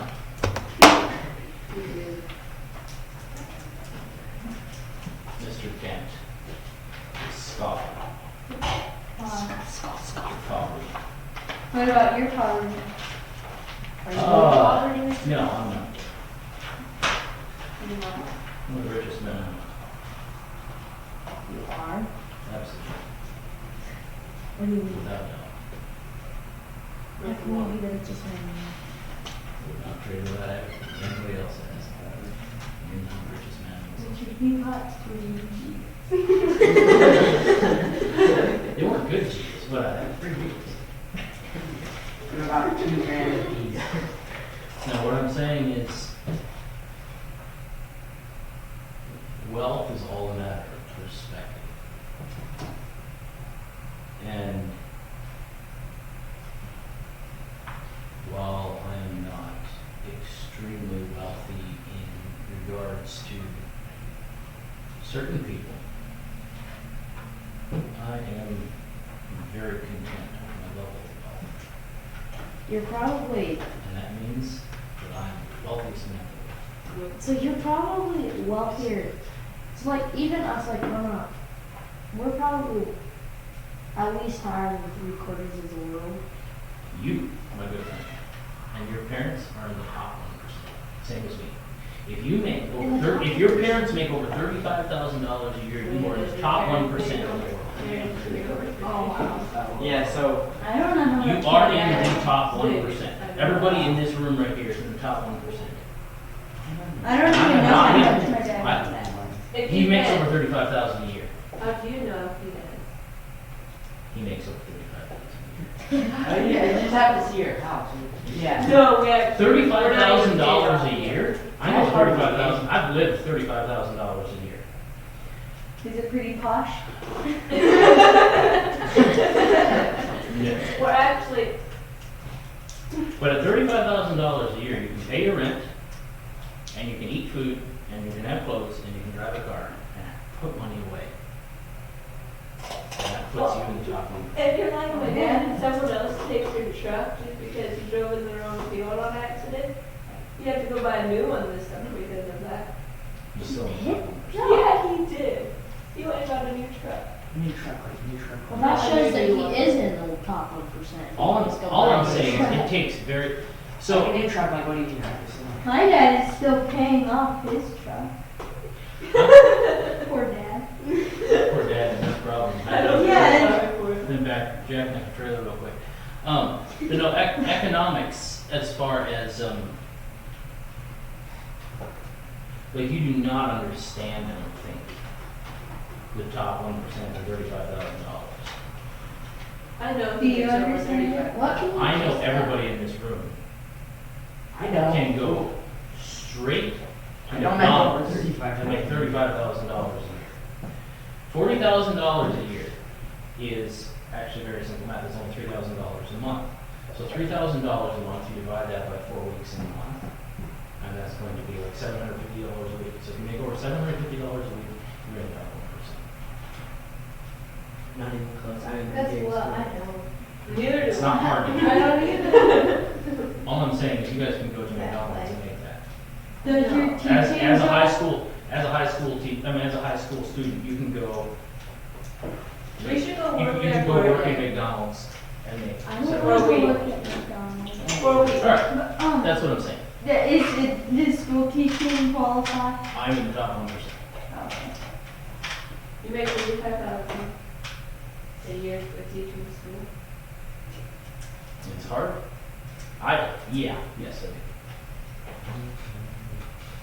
And especially when I throw That out a means job. Alex and Kendra and Sarah listed in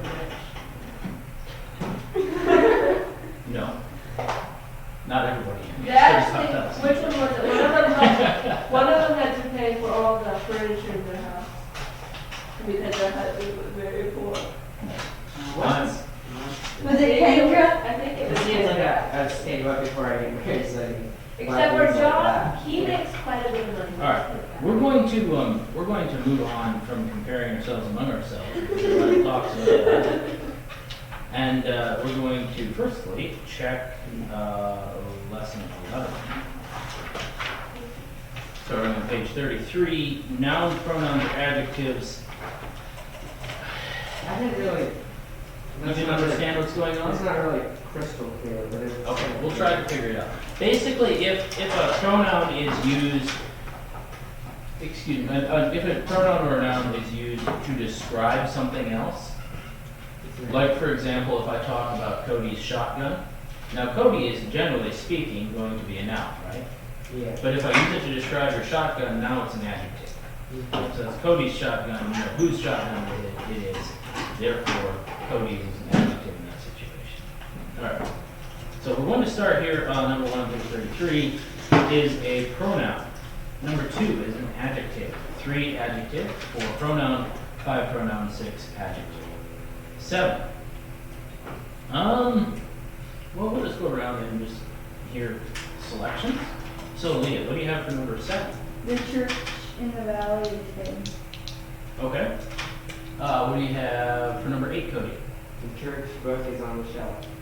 There you go. Number 9, Chris. The table was for these. I don't know what these are, but it's like, For these, okay.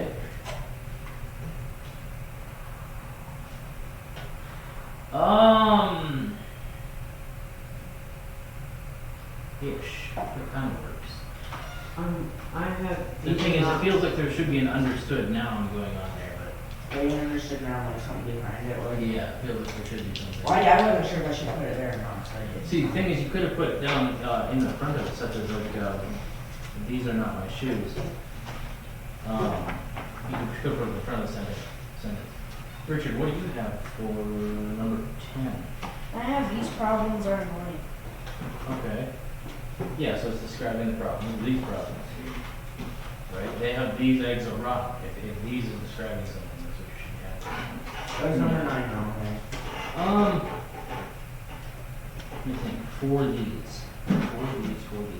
So, well, it's sure awkward, but I guess technically speaking, it could work. No, actually, hang on a second. No, here's the problem. Yes. No. Yeah, I suppose that would work. Yep, that'll be fine. 11. Leah, what do you have for 11? That someone who drove in the lane is a man. Okay. Get something like that, or someone gave me this envelope, or so on and so forth. Someone being used in a subject of the sentence. Good. 12. We have Cody. Somebody's coat has been left at the church. There you go. Yep, that works. Works quite well. Chris, I want you to do, for example, number. Let me think. What do you have for number 8? The church's steeple is very tall. Yes. And Richard, what do you have for number 11? Someone ate all the cookies. All right, 13. Has written. 14. Read. Reads. Read books. You never tell with that word. 15. Tells. And 16. You should have begun and past participle. Have begun to change. Have begun. It should be. 17, running and present participle. And 18 is bought and past. Let's talk about those when we're in the neighborhood.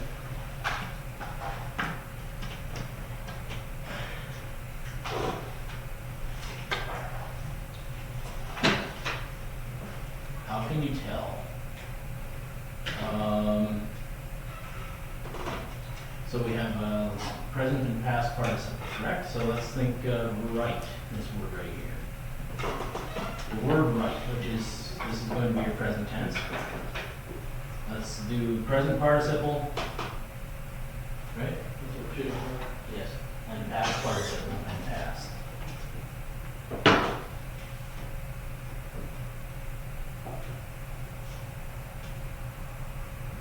Okay. What are we going to do for present participle of right?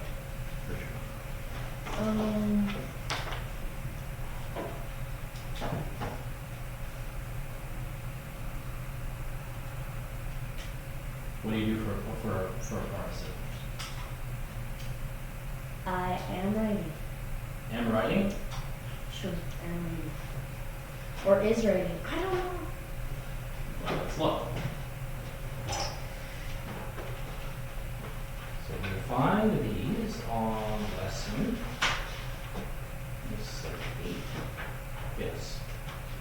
So, yes, it is am writing.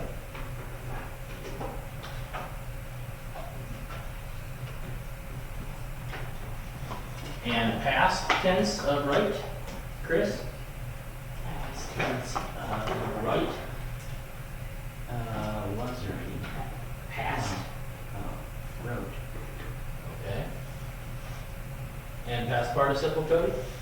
as written, or Yes, have, have written? or, yep. Have written.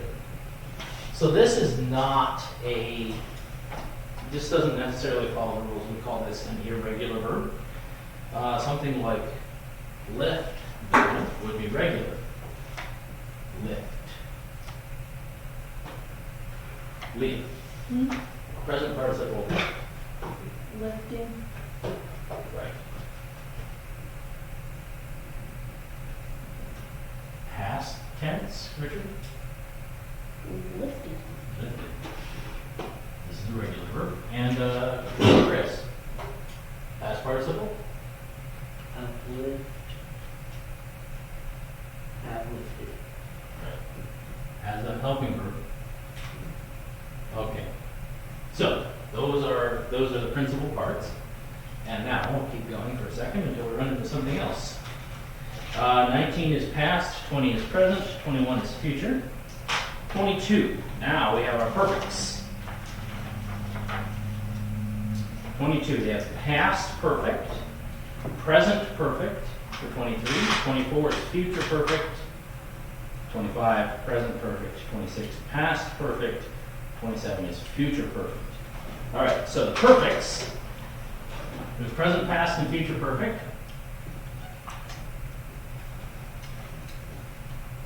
And they always use which principal part?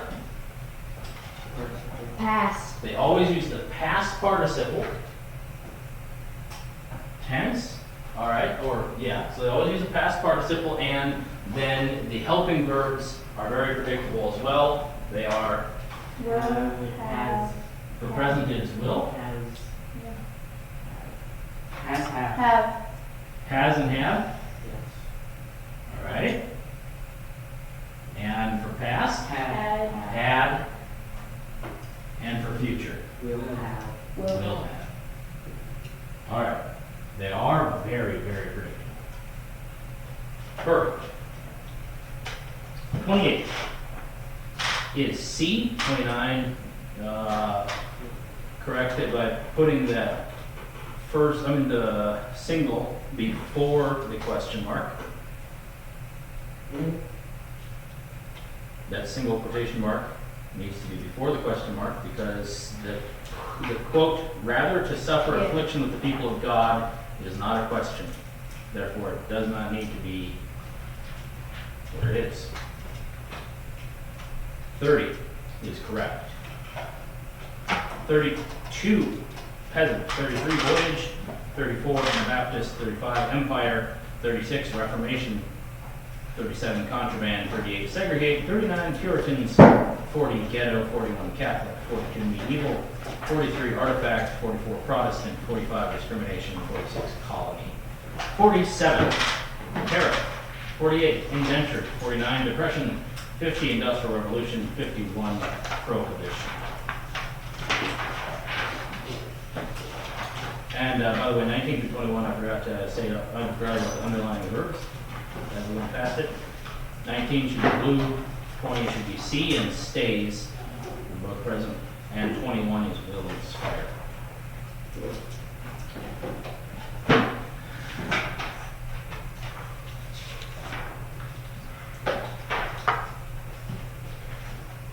Okay, so there's 57, so unfortunately we have to break up the easy grader.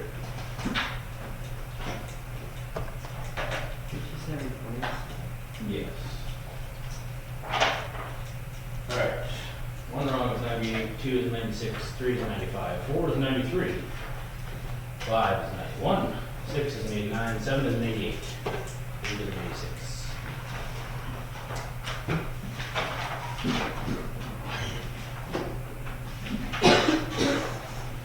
All right. Oh, this is a hard lesson. Simple and compound sentences. Actually, I should probably even teach this one.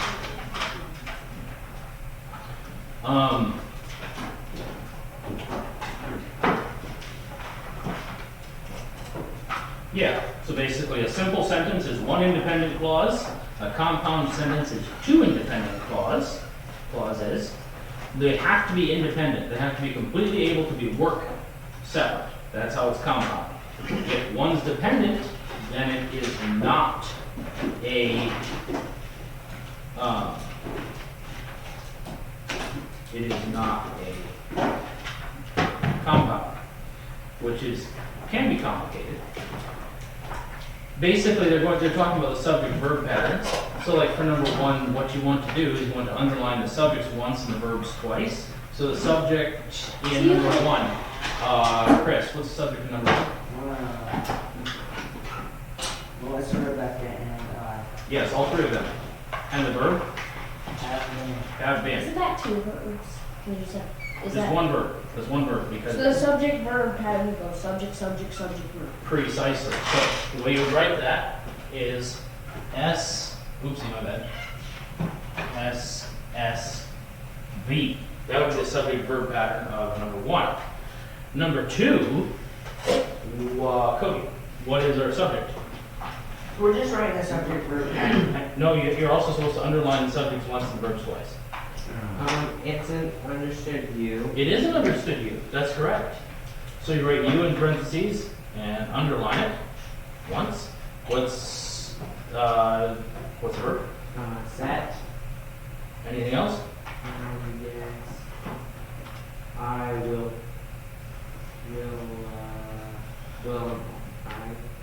I is what? subject. Right. And will impact. Right.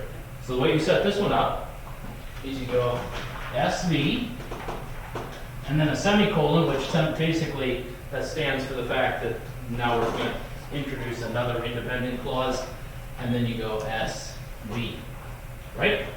So for number two, you have SV, semicolon, SV. Right, you in parentheses and underline it. Underline set twice, underline I once, will impact twice.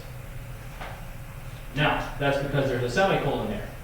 So for number three, Leah, tell me, what is our subject? Underline you, double underline you say, and underline I, and double underline. You missed one verb. Come. Come is also a verb, yes.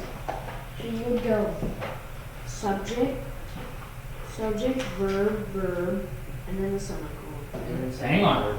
Now because this Just a colon. this one has a conjunction and not a semicolon, all right? So rather than writing a semicolon, what we do is we go subject, verb, verb, then we write conjunction, and then we write subject, verb. That's our pattern for number three. That seems ridiculous. Why can't you just write the semicolon for all of them? It's much more Oh yeah, they precise. have a comma there as well after the B,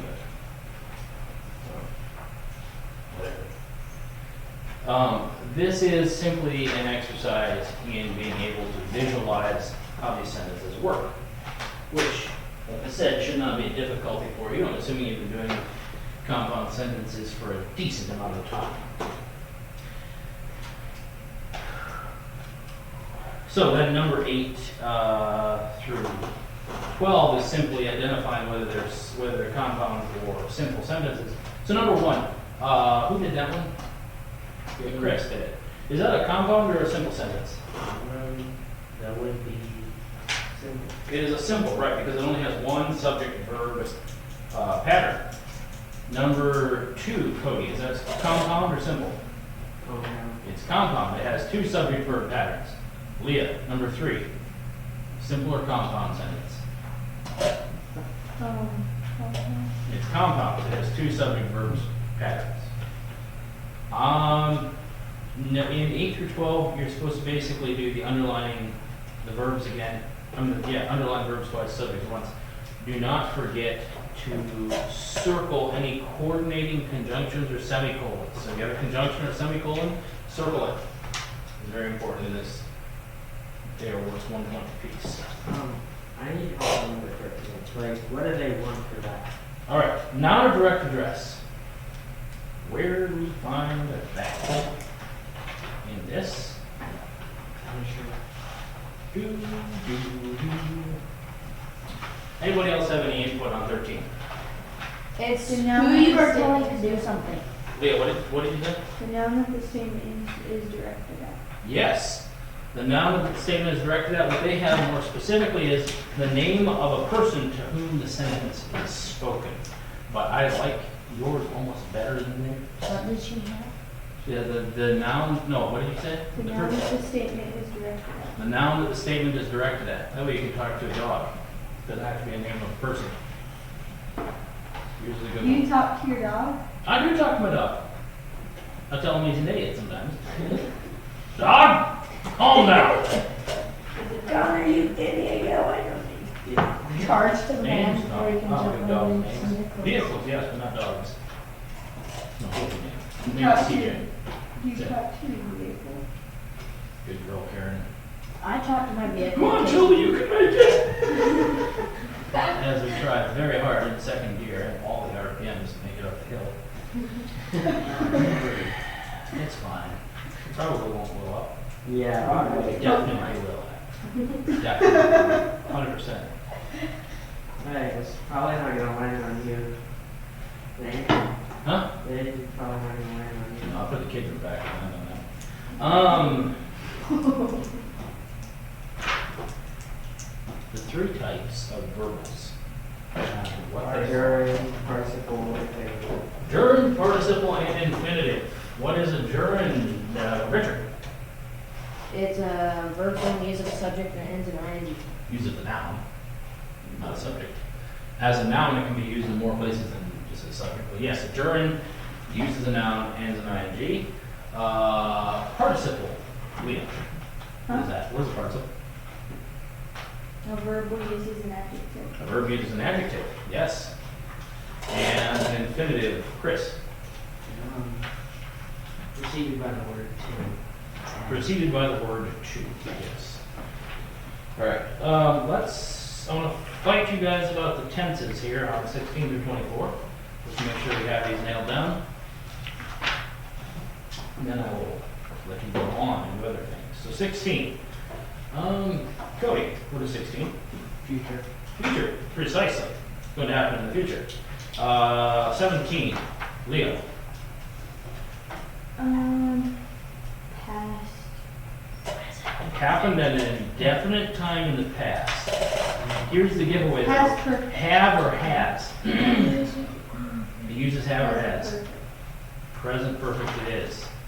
Yes. Have or has, so it's present perfect. Richard, 18.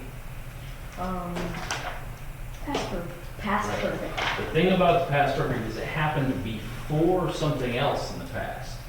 So present happened at an indefinite time in the past, and then past happened before that. And it uses has. Yeah, it makes totally volley them. Completely makes sense, right? An indefinite time is an unspecified time. It's like, what are you talking about? Yeah, And by the third time you explain it, you wise up enough to say, oh yeah, now I get it. No, just think of timeline. Think of a timeline, right? So present is so right here is now, for example. Present for some reason it could be any place back here, right? But past happened before this event that was in the past.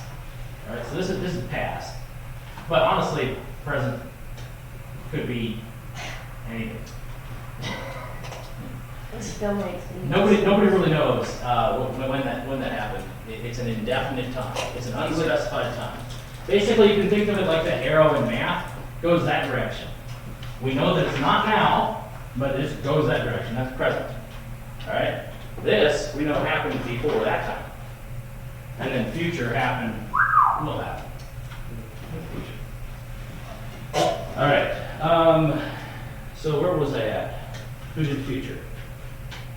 Chris, did you do future? I don't think anybody. I don't know. Well, 19 is future perfect. Yeah, no, I didn't do that one. Okay. Do 20. Present. Happening now. And Cody. 21. 21 past. Yes. All right. Leah, give me the present perfect tense of arrive. Of arrive? Perfect tense of arrive. Yes. Am arrived. I'm afraid not. I don't know. Check Have out. arrived. Have arrived. Yes, that's present perfect. It uses have or has, and uses the past participle. Have arrived. Richard, number 23. Future perfect tense of leave. We'll have left. Will have left, or shall have left, either one works. The perfect tense of what? The future perfect tense of leave. Will have left. And Chris, what about number 24? Had gone. Yes, exactly. Had gone Is or yet had a gone? conjunction? Had gone, yet can be a conjunction. Had gone is. English.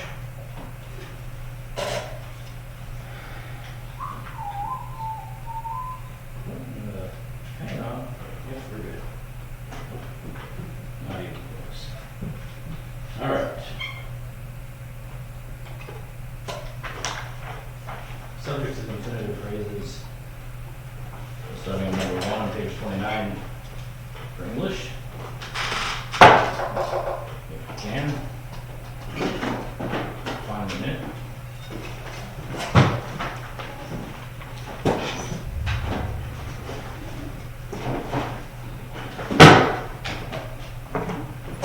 Mr. Kent? Yes, sir. So like what? So reading and Bible and stuff like that will be really easy to work ahead in because all I have to do is just go a couple lessons Yeah. up. But like what about math? Like We'll approach that subject here in a second. Right now, in the middle of class, or beginning of class. So number 1 on page 29 is circle her, underline her to answer a 12-phone switchboard. This is the subject of infinitive in case it's not, which some sentences can have. Number 2, farmers is the subject, and then the phrase is farmers to start tapping trees the whole way down the syrup. 3, us is the subject of the infinitive from us to world. 4, there's no subject. To hear the answer 136 degrees. 5, circle Christopher, underline from Christopher to in. 6, circle class, underline from the to encyclopedia. Because the is describing the class, it has to include the sentence. I'm not. Yes, I would. All right. So for number 7, Mr. Williams is the subject. Asked is the verb. And then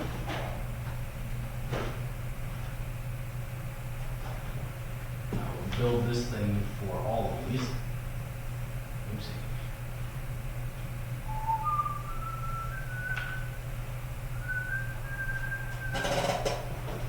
Alright, so us goes here. 2, yes. Then temperature is the direct object. Over here, and then they have worlds. The world's highest.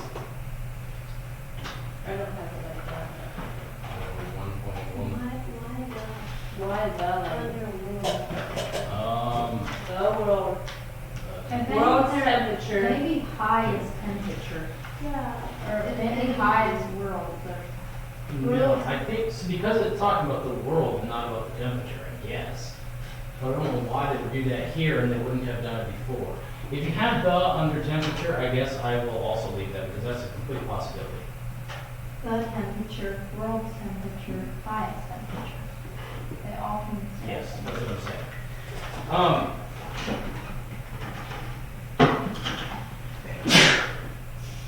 Yeah, we'll work with that. It all depends on how you think about the sentence.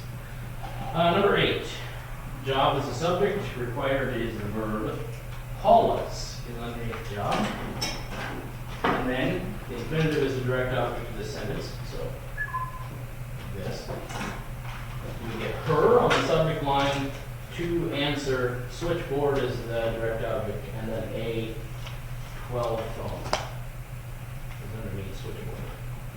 Number 9, you'll have compound subject, warm days is here, warm is here, cold nights there.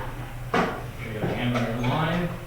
Subject is, the verb is are needed. We get 4. And then down here, object of preposition, we have our infinitive sap in the subject line. To flow, and then well is simply flow. No direct object. To flow, well. Number 10, subject, serving as the headquarters of the Catholic Church. 11, predicate nominative, studying census figures. 12, object preposition, studying about the people of different minds. 13, adverb, to understand the smallness of Vatican City. 14, adjective, to compare China and the United States. 15, noun, to help the poor. 16, object preposition. 17, indirect object. 18, predicate nominative. 19, comma after India. 20, comma after India and a comma after result. 21, comma after Russia and comma after help. 22, there's a gerund as a subject. Driving is gerund. And then on the left side is your first prepositional phrase. And then of the road that describes side. The verb is, predicate, adjective is proper. Underneath is, you have a prepositional phrase in England. 23, the subject is way, the verb is. Underneath way, you have a, good, as adjectives, and then a prepositional phrase, to speak clearly. No, my bad, that's an infinitive. To speak clearly is underneath speak. The predicate nominative is also an infinitive. To practice. Words is a direct object of the infinitive and difficult. Is that on? Yes, I'm okay. Right, so underneath way, you should have to speak, like that. I just had mine Because it's clearly wrong. because it's an adjective. It's an infinitive, you working as an adjective.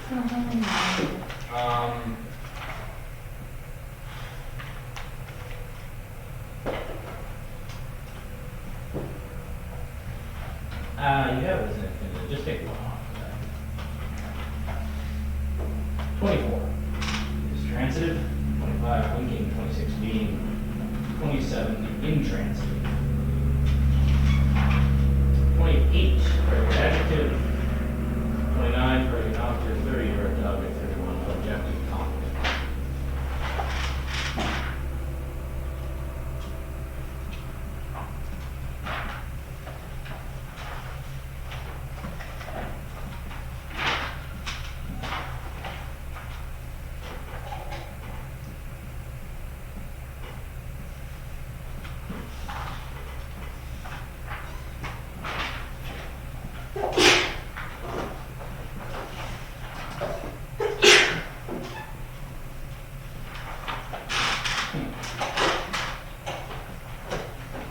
Nothing's working on for me today. It's a little too high to wing it or a little too low. 93 points. One wrong is 99. 2 is 98. 3 is 97. 4 is 96. 5 is 95. 6 is 94. 7 is a 92. 8 is 91. 9 is 90. Very good. Yeah. Good. Yeah, you're wrong. Good. Excellent. Surprise. All right. So they're going to start talking about essay answers again, and we're zeroing in on the self-check, which will be on looks like Wednesday. So yes, on Thursday.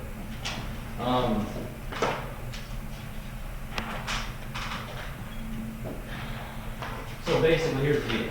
Your plan, once you plan your essay answer, which you should have done already, yes,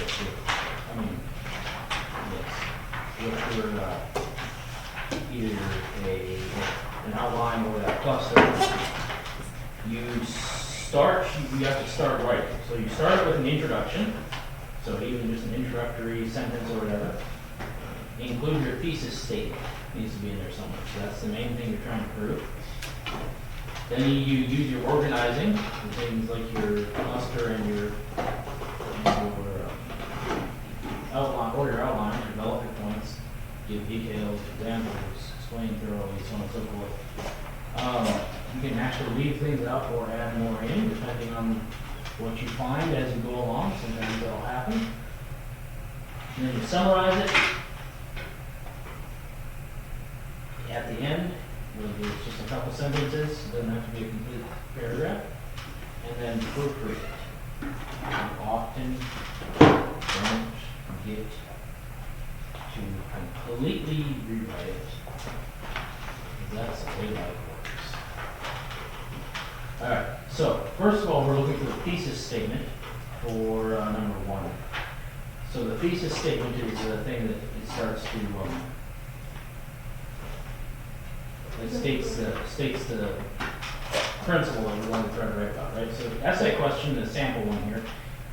How was the world ready politically, socially, and spiritually for the birth of Christ?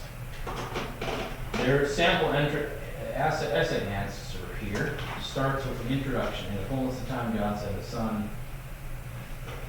The thesis statement is not that. What's the thesis statement? The world was ready for Right. So put the first 3 words down. The world was. The world was ready, socially, politically, and spiritually. And then the summary sentence, Christy, what do you have? Yes, for all of these reasons, the world is ready for Christ's birth. Right there at the end, last sentence. So write down for all of. And then 3 transitions.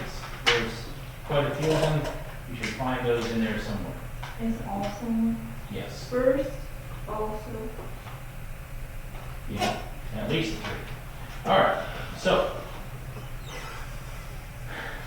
there's an essay question, and they say, write a thesis statement that you could use for that essay answer.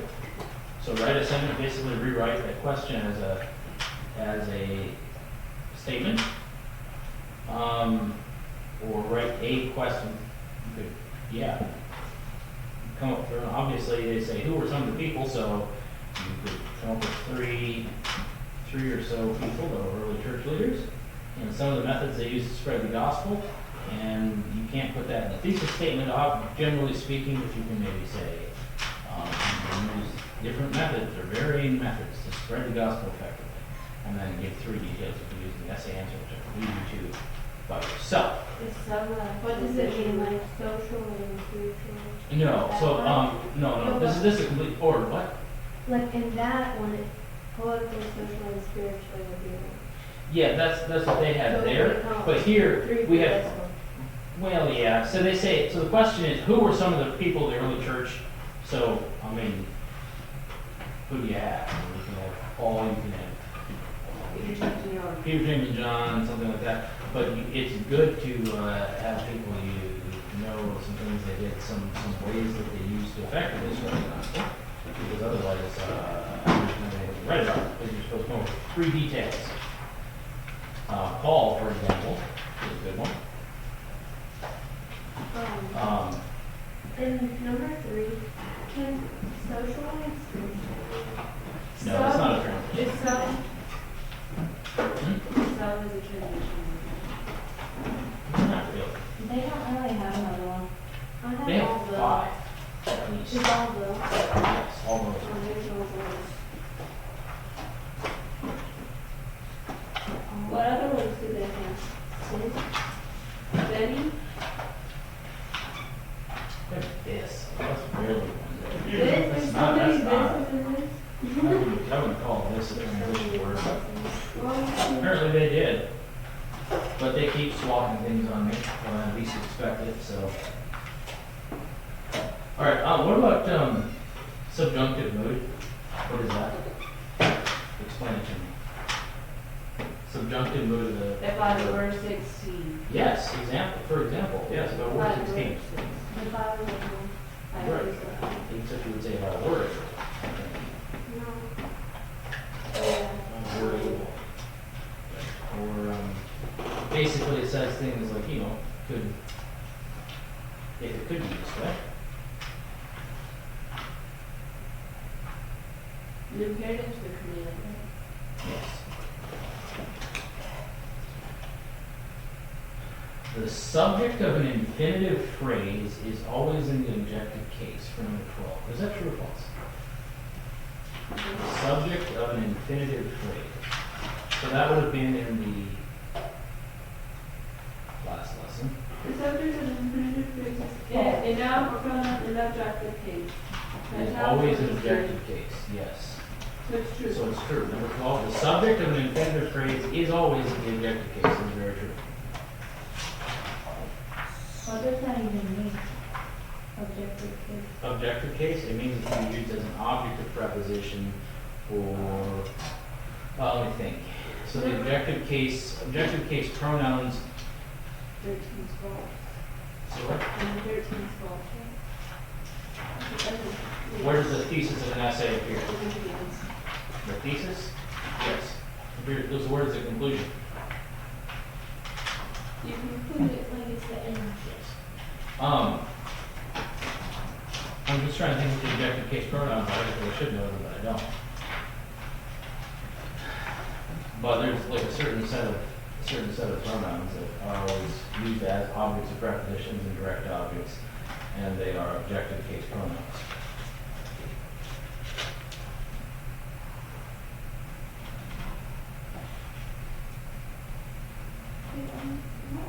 There's Peter and Paul, but what else? Does the Bible even talk about John and Paul? Not particularly. You could throw Philip in there. There's some good stories about Philip and him. Stephen, yeah, that's a good one. Philip and the eunuch. Stephen, Oh, yeah. James, he was one that said Is that how I spread the gospel? no, did James?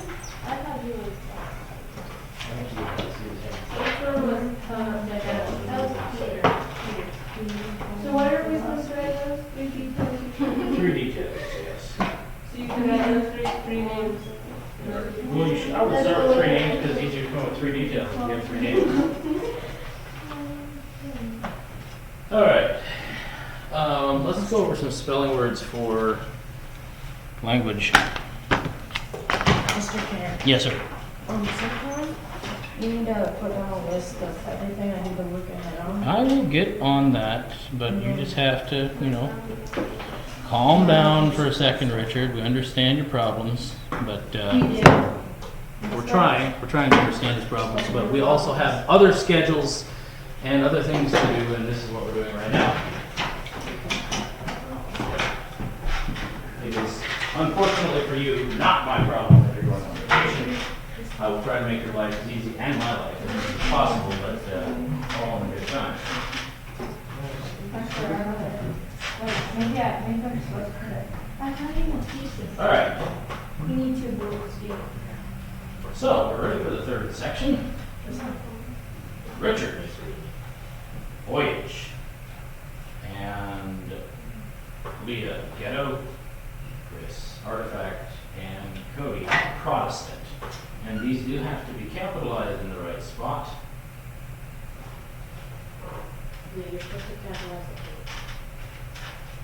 Yeah, I would say You're that's supposed to capitalized. capitalize Yeah, it. capitalize the H there.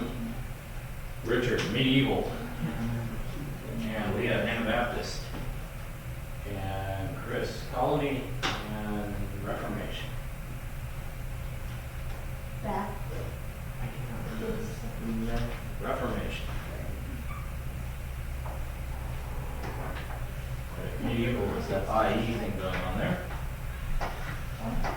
Like you said, like you have. Oh, you had, it's IE. It is IE.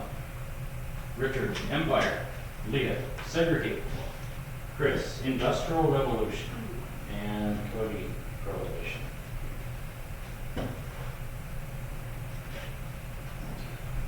Segregate, as long as that's not a capital there. Okay. It looks like it could almost be. Good. Okay, Industrial Revolution. Oh, you're Rebel. Revolution. Yeah. Rebel. I thought you said revolution. No, and you spelled Revelation wrong too. No, Revolution. I wrote I made it. Capitalized. That's just the way it comes out. Not gonna capitalize word. Industrial Revolution, VO, Revo.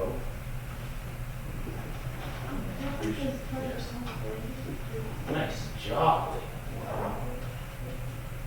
All right, revision is, and then Catholic, Richard, discrimination, Leah, Puritan, Chris, and Tara.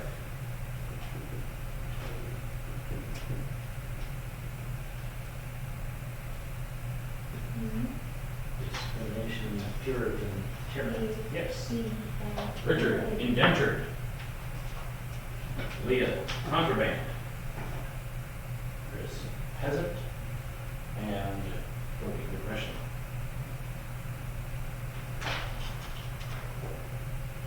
So this is not talking about specific depression. Therefore, you do not capitalize depression. If you were talking about the Great Depression, then you would. All the P's had to get capitalized. I don't know if you did not actually. No, they don't. Not present. It looked like it did. It was not. All right. Erase all those, and then we'll come at it from a different angle. Come on, side.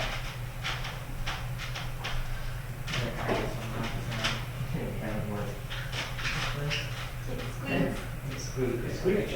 All right. You ever get that diamond out? Yes, I did. Cody, How did you Voyage, go to Chisel. Chris, Ghetto. Leah, Artifact, and Richard, Protestant. You were at the chisel? No, I didn't. I just joined it, decided.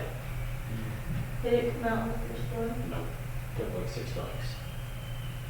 But that's all right. Everyone loves a good dunk. You need to get a piece of diamond out. So you can actually break it. Yes. Great. Let's go find a diamond.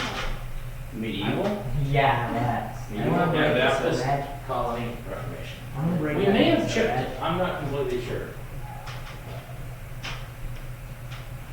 They do the old I before E. Yes. Anabaptist. Yep. Colony and Reformation. Nice. Empire, segregate, Industrial Revolution, Prohibition.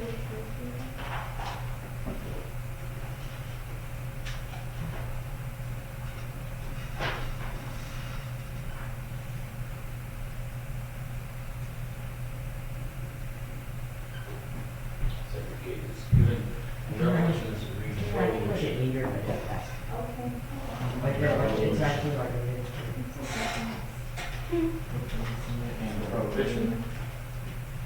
PRP, you got going on there. Catholic, discrimination. Puritan, terror. Discrimination. Discrimination. Pure prejudice. That's what this is what it is. Discrimination, something like that. Unfair discrimination. Yeah, unfair discrimination. What is Sure. it? Another name for Unfair discrimination. Indentured, contraband, peasant, depression.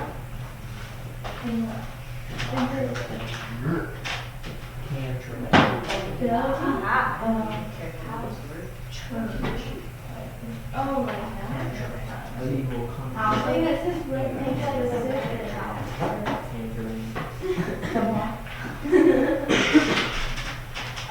All right, that's good enough.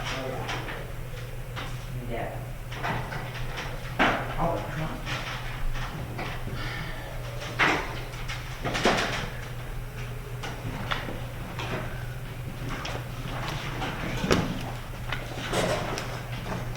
I will get that information to you here, Richard, hopefully before too late. But I have to make sure that things are going to work out the way I hope they do here, so. I have things mostly planned out, but we're just It's gonna, not that urgent, but well, yeah. We'll just make, I'll make sure I have it for you.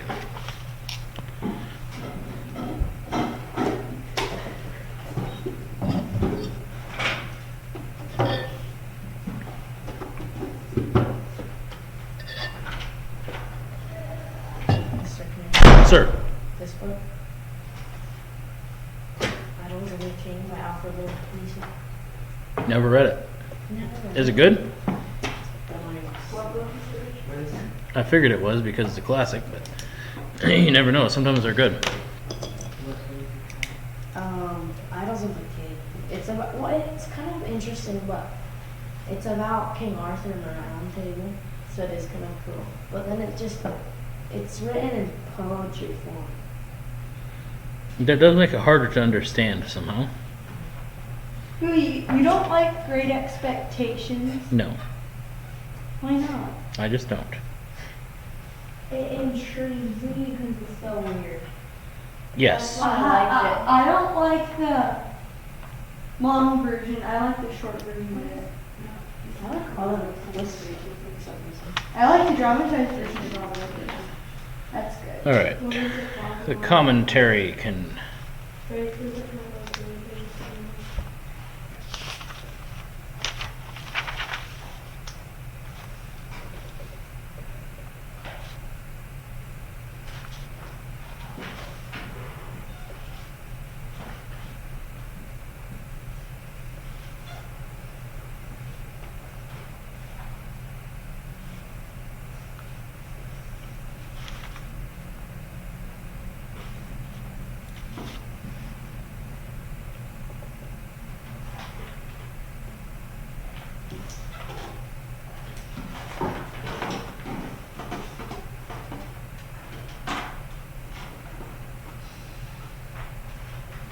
Number 21, it says Mark, you're supposed to put a noun or a verb. Yeah, that's what I went and put a noun, I'm thinking Say what? for 21. For 21? There's four of them, you put a noun or a verb, and there's two of them. What do you have? So like any One of kind them I have hope.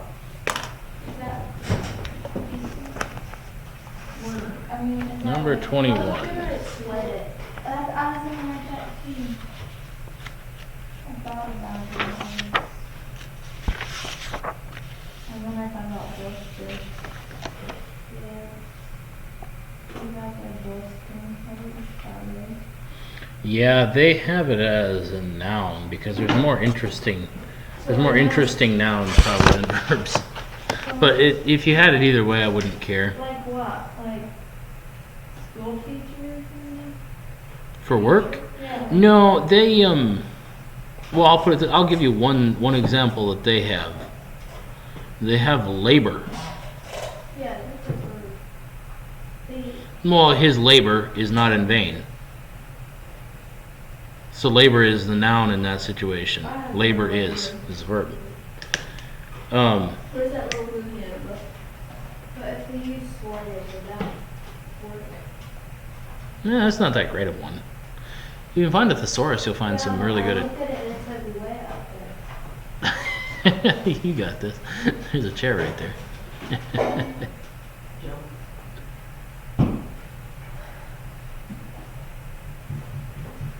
And for house, do they mean like do they mean like a church or something, or like a long? Just think about sizes of houses. Oh. Just describe a house according to, size. Or That's confusing. what type of house. Eskimo might live in an igloo. It'd be a house. You can write it igloo. Oh yeah. Just be more specific about what kind of house they're in. Ice house.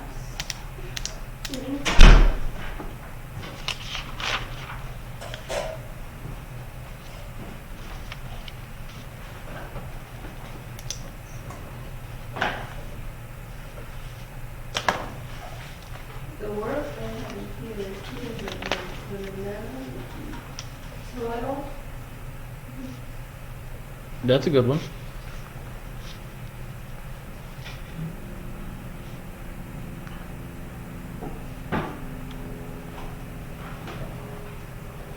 And occupation. Try to not all write down the same things, if you can.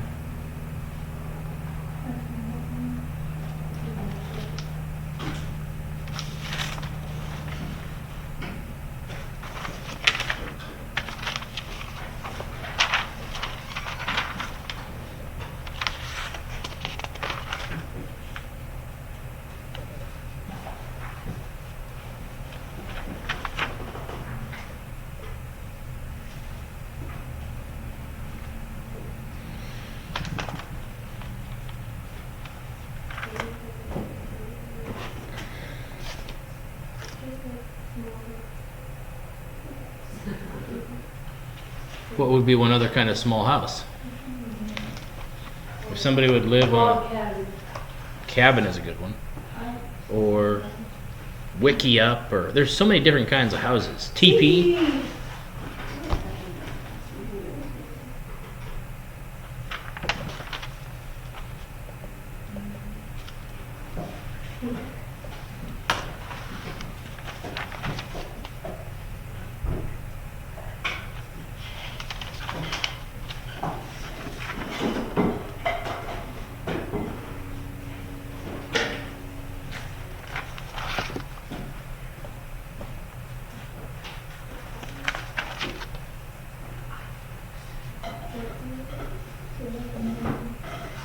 Are you serious? Yeah. That's so weird.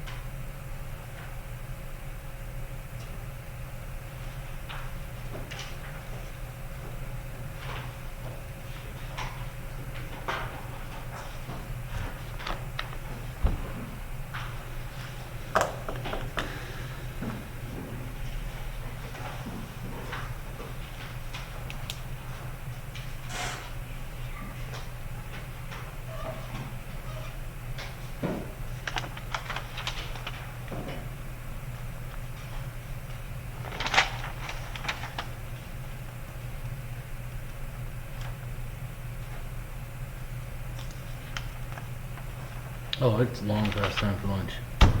As I completely did not look at the clock at all. Forgot there was such a thing as lunch.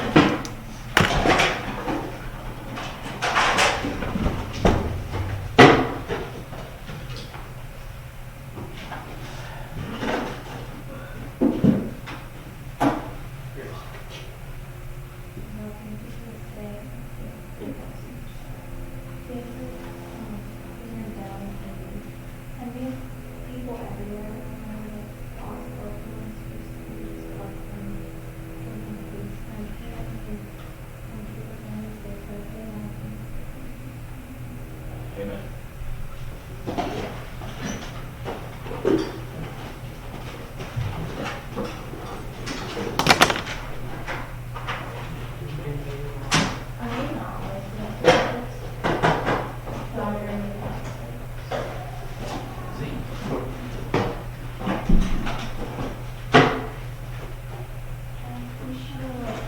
Why do you love me meal the sweet potatoes? Can you believe it?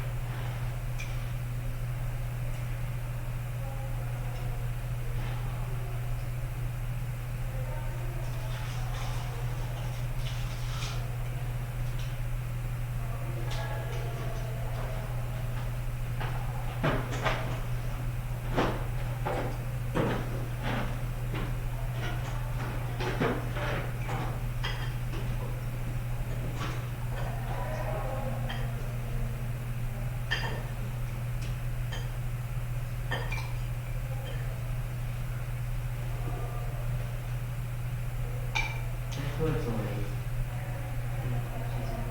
Did you want it? I said that look that close. Like, did you buy me any white wine? I don't know. You're not even funny anymore. His quote quality is going downhill. Yeah. He's so lame. He used to be kind of funny, but.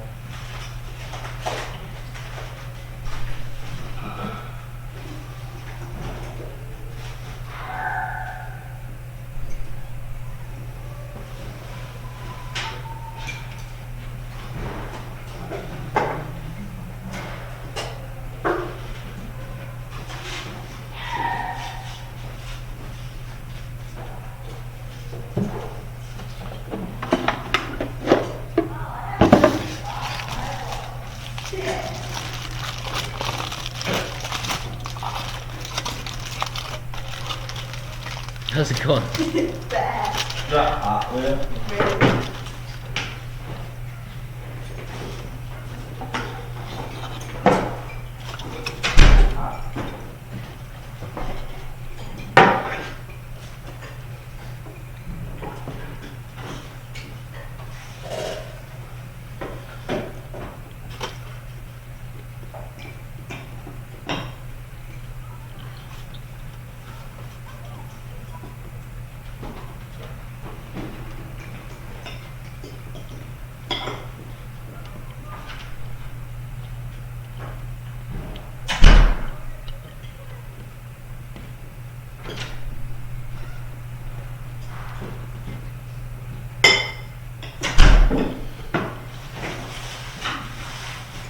It should be when life draws the drawbridge. That's what it should be. Just put it down again. What? Then just put it down again. You can't unless you're inside.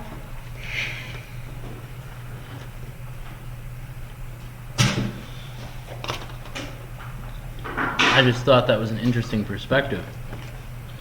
It's like, oh, whoops. Okay, well, I guess we won't try.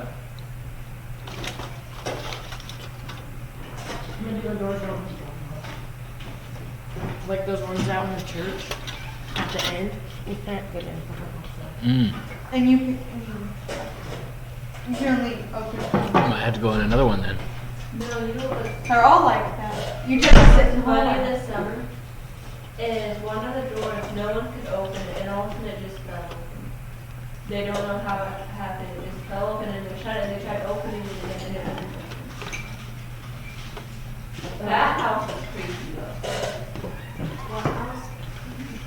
Where the boys stayed this summer. The boys slept in a haunted house. It legit was haunted. It was not. Auntie said there was a doorbell ringing somewhere and they looked everywhere and there was no doorbell.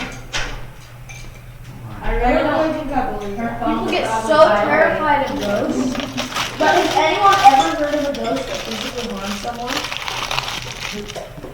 No. There's a house, there's a motel, Ghosts are tall just stuff. that you can go to and it's actually haunted. Wow, Lisa. I promise you. Ask my dad. Haunted with what? What's a ghost? Where is it?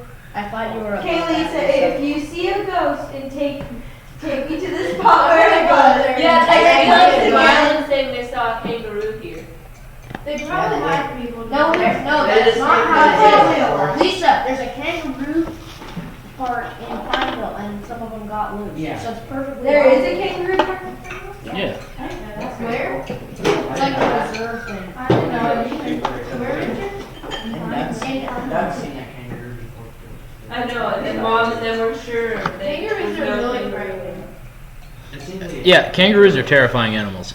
Seems like they can kick really hard. Oh, they're beasts. They're just terrifying. Have you seen them fight before? Yeah. Some of those big old They muscled look scary. up jacks. They'll stand on their tails and just pound away with their Yeah, feet. no, I'm it's really crazy how not they afraid can of a stand on their kangaroo tails. if I have a gun. It's like laying on a couch and kicking with your feet at somebody. And then you just like have your head back and just like kicking with all your might. I don't know how tall they are though. Like I've never seen one real one. Well, I'm not sure how big those are. Kind of like a horse. It depends on the beastie. Or like picture book. Kind of like. we Maybe have like a stuffed horse favorite. standing up. That's pretty cute. I don't know. It's probably smaller. A horse? A horse. Yeah. I'm guessing like a big one is like 300 pounds. 300, maybe How tall are 350. they? Well, think about as tall as a man. A little taller. A big one might hit 7 That's feet. definitely scary. Yeah, it is. I would scream. I I don't know about you guys. think you can fight back, but they probably need to They just jump right over you. I would prefer a guard dog instead of a dog. I would say that cool The actually. guy comes running up to get in my house. Dark kangaroo. Well, it seems Is that? it seems like if you just didn't let him get you with his big feet, clinched him, he couldn't get you. Because they have these little tiny little. Yeah, And then they have these. it's funny how they stand on their tails. Though. I think that's kind of funny. Yeah, you would not want to get hit with a tail. I No, know. Howler. That's why I said mammoth. You say it's a mammoth tail, man. It's like Is it cold out here? Not bad, I don't think. What kind? Actually, you could put some in like brisket. Briscoe's good. Chinese vegetables are so disgusting. I just can't believe it. We're gonna go to a Thai place tonight for supper. It's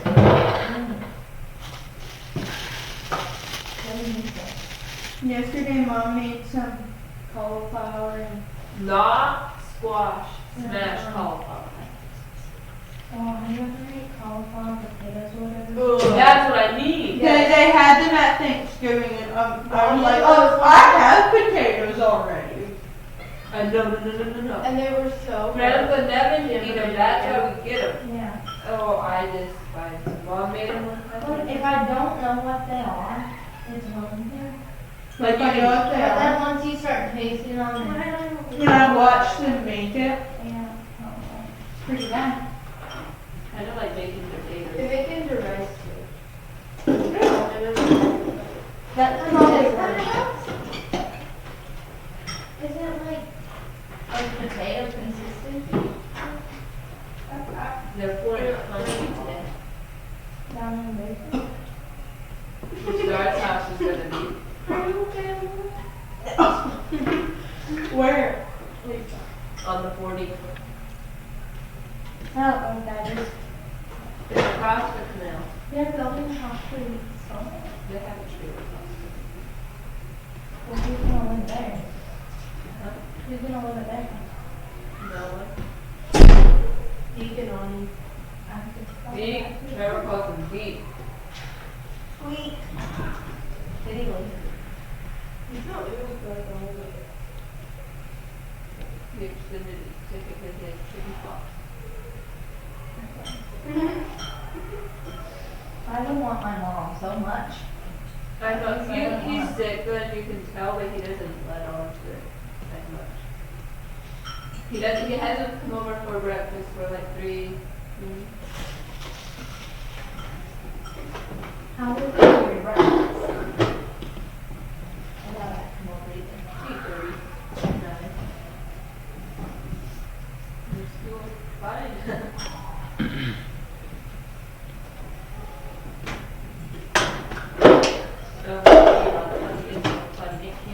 Hey, is one happy form yourself? Everything it is. It's water that. This one's running. It's just kind of weird. I don't think it's easy. Oh.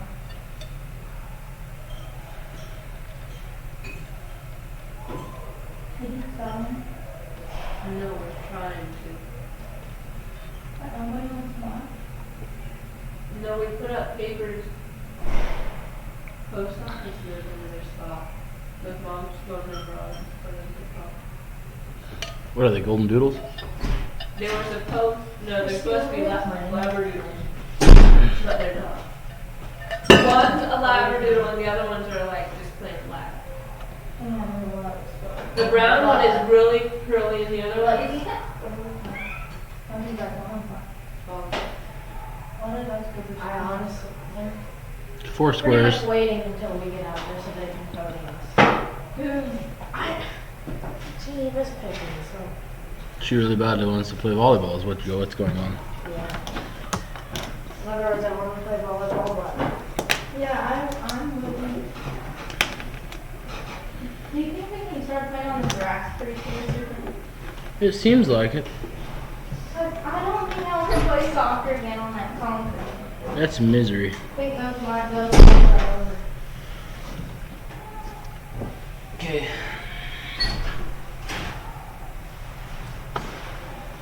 What's the plan, Z? Are we playing volleyball? I think.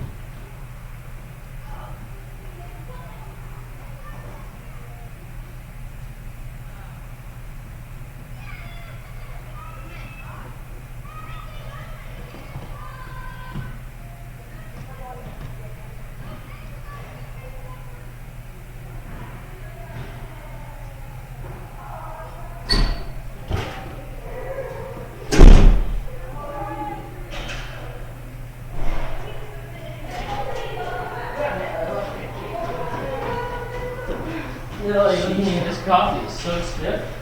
That heat is stiff, it hurts my head. Go ahead and dilute it.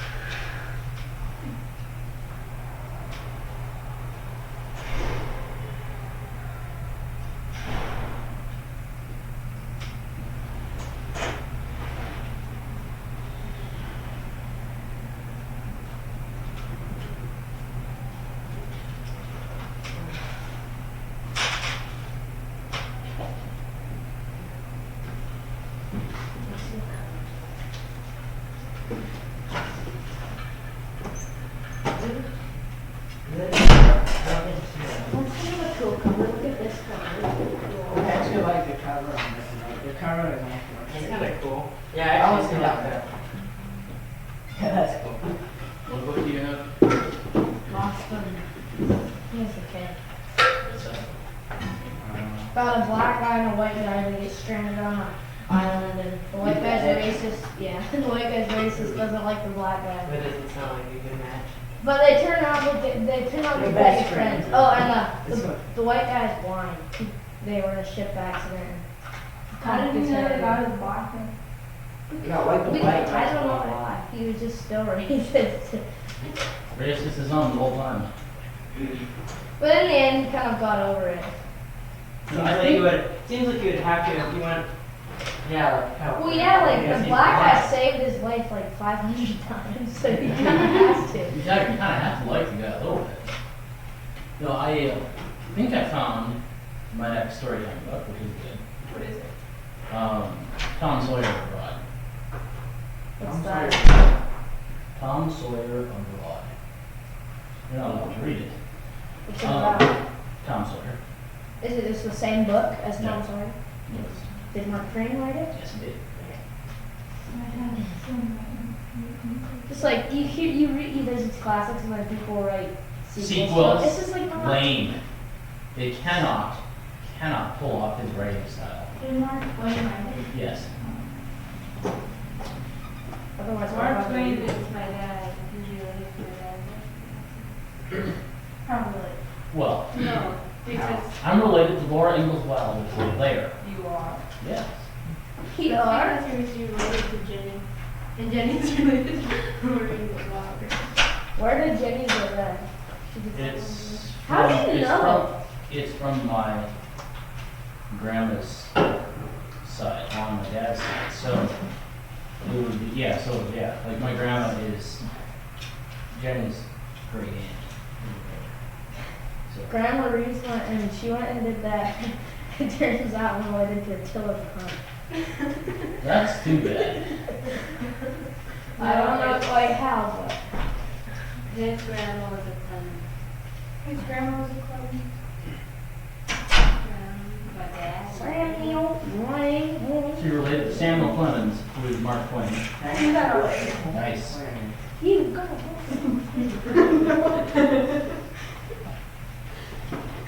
Actually, I didn't know that. I knew she was a Clemens, but I don't know who it is. I'm the 12th cousin or something, Lauren, with Roger, so that doesn't really count. That's far out there. So we're just gonna forget that ever happened, but maybe it was my 7th or 8th, but it doesn't matter. Once it's past about 3rd, nobody really gives a rip. Okay, so, any clue what was going on? Jack was trying to get people to vote Ralph out of being chief. Anyway. Hands up, said Jack strongly. Whoever wants Ralph not to be chief. The silence continued, breathless and heavy and full of shame. Slowly, the red drained from Jack's cheeks, then came back with a painful rush. He licked his lips and turned his head at an angle so that his gaze avoided the embarrassment of blinking with another's eye. How many of you think? His voice trailed off. The hands that held the conch shook. He cleared his throat and spoke loudly. All right then. He laid the conch with great care in the grass at his feet. The humiliating tears were running from the corner of each eye. I'm not going to play any longer. Not with you. Most of the boys were looking down now at the grass at their feet. Jack cleared his throat again. I'm not going to be part of Ralph's lot. He looked along the right hand of logs, numbering the hunters that had been acquired. I'm going off by myself. He can catch his own pigs. Anyone who wants to hunt when I do can come too. He blundered out of the triangle toward the drop to the white sand. Jack! Jack turned and looked back at Ralph. For a moment he paused and then cried out in a high-pitched, enraged, No! He leaped down from the platform and ran along the beach, paying no heed to the steady fall of his tears, and until he dived into the forest, Ralph watched him. Piggy was indignant. I've been talking, Ralph, and you just stood there like, softly looking at Piggy and not seeing him. Ralph spoke to himself. They'll come back. When the sun goes down, they'll come. He looked at the conch in Piggy's hand. What? Well, there. Piggy gave up the attempt to rebuke Ralph. He polished his glass again and went back to the subject. We can do without Jack Meredith. There's others besides him on this island. But now we really got a beast, though I can't hardly believe it. We need to stay close to the platform, though we're less need of him and his hunting. So now we can really decide on what's what. There's no help, Piggy. Nothing to be done. For a while, they sat in depressed silence. Then Simon stood up and took the conch from Piggy, who was so astonished that he remained on his feet. Ralph looked up at Simon. Simon, what is it this time? A half sound of jeering ran around the circle, and Simon shrank from it. I thought there might be something to do. Something we... Again, the pressure of the assembly took his voice away. He sought for help and sympathy and chose pity. He turned half toward him, clutching the conch to his round chest. I think we ought to climb the mountain.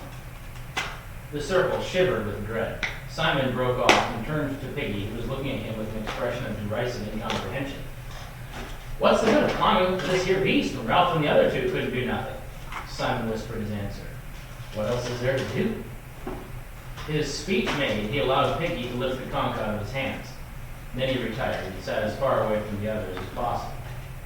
Piggy was speaking now with more assurance and with what, if the circumstances had not been so serious, the others would have recognized as pleasure. I said we could all do without a certain person. Now, I say we got to decide what can be done, and I think I could tell you what Ralph's going to say next. The most important thing on the island is the smoke, and you can't have no smoke without a fire. Ralph made a restless movement. No go, Piggy. We've got no fire. That thing sits up there. We'll have to stay here. Piggy lifted the conch as though to add power to his next words. We got no fire on the mountain. But what's wrong with the fire down here? A fire could be built on them rocks, or the sand even. We'd make smoke just the same. That's right. Smoke! By the bathing pool! The boys began to babble. Only Piggy could have had the intellectual daring to suggest moving the fire from the mountain. So we'll have the fire down here, said Ralph. He looked about him. We can build it just here between the bathing pool and the platform. Of course, he broke off, frowning, thinking the thing out, unconsciously tugging at the stub of a nail with his teeth. Of course, the smoke won't show so much, not be seen far away, but we need to go near the others nodded in perfect comprehension. There would be no need to go near. We'll build the fire now. The greatest ideas are the simplest. Now, there was something to be done. They worked with a passion. Piggy was so full of delight in expanding liberty in Jack's departure, so full of pride in his contribution to the good of society, that he helped fetch the wood. The wood he fetched was close at hand, a fallen tree on the platform that they did not need for the assembly. Yet to the others, the sanctity of the platform had protected even what was useless there. Then the twins realized they would have a fire near them as a comfort in the night, and this set a few little ones dancing and clapping hands. The wood was not so dry as the fuel they had used on the mountain. Much of it was damply rotten and full of insects that scurried. Logs had to be lifted from the soil with care, or they crumbled into sodden powder. More than this, in order to avoid going deep into the forest, the boys worked near at hand on any fallen wood, no matter how tangled it may grow. The skirts of the forest and the scar were familiar, near the conch and the shelters and sufficiently friendly in daylight. What they might become in darkness, nobody dared to think. They worked, therefore, with great energy and cheerfulness, though as time crept by, there was a suggestion of panic in the energy and hysteria and the cheerfulness. They built a pyramid of leaves and twigs, branches and logs on the bare sand of the platform. For the first time on the island, Piggy removed himself, removed his one glass, knelt down, and focused the sun on tinder. Soon there was a ceiling of smoke and a bush of yellow flame. The little ones who had seen few fires since the first catastrophe had become wildly excited. They danced and sang, and there was a partyish air about the gathering. At last, Ralph stopped work and stood up, smudging the sweat from his face with a dirty forearm. We'll have to have a small fire. This one's too big to keep up. Piggy sat down carefully on the sand and began to polish his glass. We could experiment. We could find out how to make a small hot fire and then put green branches on and make smoke. Some of them leaves must be better for that than others. As the fire died down, so did the excitement. The little ones stopped singing and dancing and drifted away toward the sea or the fruit trees of the forest. Ralph dropped down in the sand. We'll have to make a new list of who's to look after the fire. If you can find them. He looked around. Then, for the first time, he saw how few big uns there were and understood why the work had been so hard. Where's Morris? Piggy wiped his glass again. No, he wouldn't go into the forest by himself, would he? Good Ralph jumped up, ran swiftly around the fire, and stood by Piggy, holding up his hair.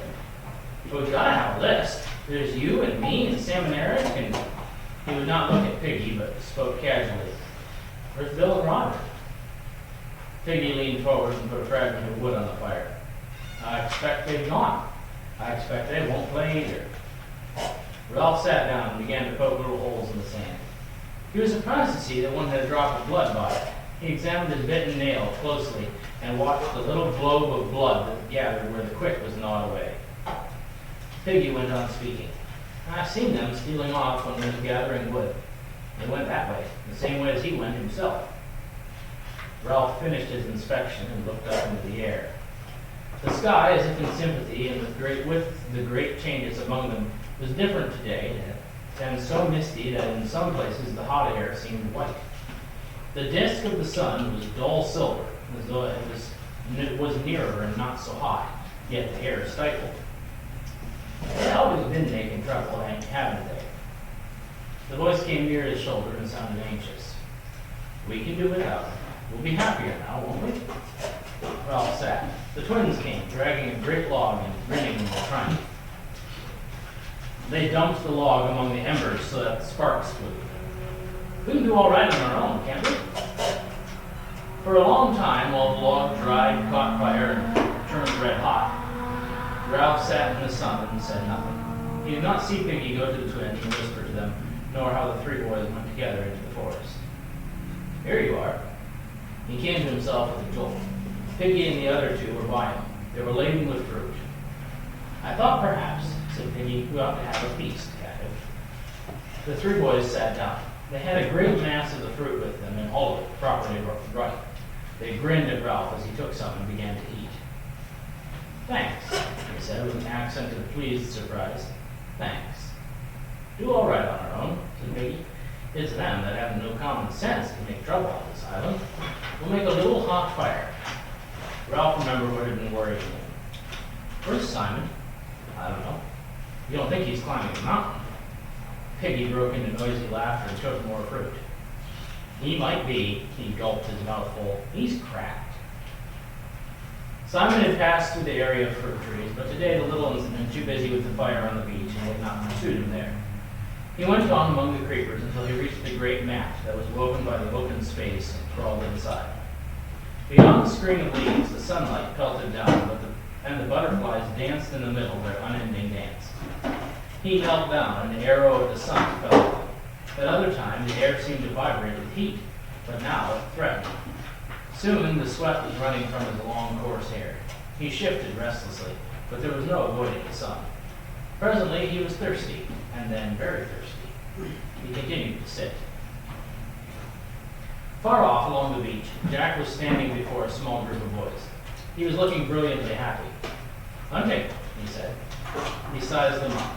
Each of them wore the remains of a black cap, and ages ago they had stood in two demure rows, and their voices had been the song of angels. We'll hunt. I'm going to be chief. They nodded, and the crisis passed easily. And then, about the beast. They moved, looked at the forest. I say this, we aren't going to bother the beast. Bother about the beast. He nodded at them. We're going to forget the beast. That's right. Yes, forget the beast. If Jack was astonished by their fervor, he did not show it. And another thing, we shan't dream so much down here. This is near the end of the island. They agreed passionately out of the depths of their tormented private lives. Now listen, we might go later to the Castle Rock, but now I'm going to get more of the big ones and the conch and all that. We'll kill a pig and have a feast. He paused and went on more slowly. They love the beast. When we kill, we'll leave some to kill for it. And then it won't bother us, maybe. He stood up abruptly. We'll go into the forest now and hunt. He turned and trotted away, and after a moment they followed him obediently. They spread out nervously in the forest. Almost at once, Jack found the dung and the scattered roots that told of pig, and soon the track was fresh. Jack signaled the rest of the hunt to be quiet and went forward by himself. He was happy and wore the damp darkness of the forest like his old clothes. He crept down a slope to rocks and scattered trees by the sea. The pigs lay, bloated bags of fat, sensuously enjoying the shadows under the trees. There was no wind, and they were unsuspicious, and practice had made Jack silent as the shadows. He stole away again and instructed his hidden hunters. Presently they all began to inch forward, sweating in the silence and heat. Under the trees an ear flapped idly. A little apart from the rest, sunk in maternal bliss, lay the largest sow of the lot. She was pink and black, and the great bladder of her belly was fringed with a row of piglets that slept or burrowed and squeaked. 15 yards from the drove, Jack stopped, and his arm, straightening, pointed to the south. He looked around in inquiry to make sure that everyone understood, and the other boys nodded at him. The row of right arms slid back. Now, the drove of pigs started up, and at a range of only 10 yards, the wooden spears with fire-hardened points flew toward the chosen pig. One piglet, with a demented shriek, rushed into the sea, trailing Roger's spear behind it. The sow gave a gasping squeal and staggered up, with 2 spears sticking in her fat flank. The boys shouted and rushed forward. The piglets scattered, and the sow burst to the advancing line and went crashing away through the forest. After her! They raced along the pig track, but the forest was too dark and tangled, so that Jack, cursing, stopped them and cast among the trees. Then he said nothing for a time, but breathed fiercely, so that they were awed by him and looked at each other in uneasy admiration. Presently, he stabbed down at the ground with his finger. There! Before the others could examine the drop of blood, Jack had swerved off, judging a trace, touching a bough that gave. So he followed, mysteriously right and assured, and the hunters trod behind him. He stopped before a covert. In there. They surrounded the covert, but the sow got away with the sting of another spear in her flank. The trailing butts hindered her, and the sharp cross-cut points were a torment. She blundered into a tree, forcing a spear still deeper, and after that, any of the hunters could follow her easily by the drops of vivid blood. The afternoon wore on, hazy and dreadful with damp heat. The sow staggered her way ahead of them, bleeding and mad, and the hunters followed, wedded to her in lust, excited by the long chase and the dropped blood. They could see her now, nearly caught up with her, but she spurted it with her last strength and held ahead of them again. They were just behind her when she staggered into an open space where bright flowers grew and butterflies danced around each other, and the air was hot and still. Here, struck down by the heat, the sow fell, and the hunters hurled themselves at her. This dreadful eruption from an unknown world made her frantic. She squealed and bucked, and the air was full of sweat and noise and blood and terror. Roger ran around the heap, prodding with his spear whenever pig flesh appeared. Jack was on top of the sow, stabbing down with his knife. Roger found a lodgment for his point and began to push till he was leaning with his whole weight. The spear moved forward inch by inch, and the terrified squealing became a high-pitched scream. Then Jack found the throat, and the blood spouted over his hands. The sow collapsed under them, and they were heavy and fulfilled upon her. The butterflies still danced, preoccupied in the center of the clearing. At last, the immediacy of the kill subsided. The boys drew back, and Jack stood up, holding out his hands. Look! He giggled and flipped them while the boys laughed at his reeking palms. Then Jack grabbed Morris and rubbed the stuff over his cheeks. Roger began to withdraw his spear, and the boys noticed it for the first time. Robert stabilized the thing in a phrase that was received uproariously. Right up her butt! Did you hear? Did you hear what he said? Right up her butt. This time, Robert and Morris acted the two parts, and Morris's acting of the pig's effort to avoid the advancing spear was so funny that the boys cried with laughter. At length, even this failed. Jack began to clean his bloody hands on the rock. Then he started work on the sow and paunched her, lugging out the hot bags of colored guts, pushing them into a pile on the rock while the others watched him. He talked as he worked. We'll take the meat along the beach. I'll go back to the platform and invite them to a feast. That should give us time. Roger spoke. Chief? How can we make a fire? Jack squatted back and frowned at the pig. We'll raid them and take fire. There must be 4 of you. Henry and you, Robert and Morris. We'll put on paint and sneak up. Roger can snatch a branch while I say what I want. The rest of you can get this back to where we were. We'll build a fire there. And after that, he paused and stood up, looking at the shadows under the trees. His voice was lower when he spoke again. But we'll leave part of the kill for it. He knelt down and was busy with his knife. The boys crowded around him. He spoke over his shoulder to Roger. Sharpen a stick at both ends. Presently he stood up, holding the dripping sow's head in his hands. Where's that stick? Here. Ram one into the earth. Oh, it's a rock. Jam it in that crack. There. Jack held up the head and jammed the soft throat down onto the pointed end of the stick, which pierced through into the mouth. He stood back, and the head hung there, a little blood dribbling down the stick. Instinctively, the boys drew back too, and the forest was very still.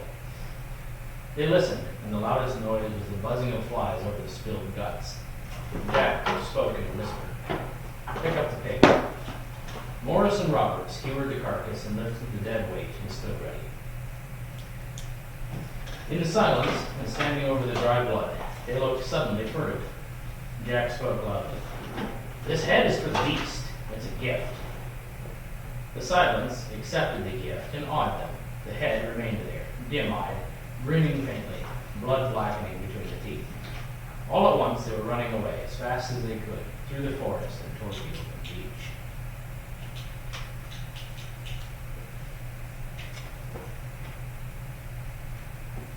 I don't get their plan.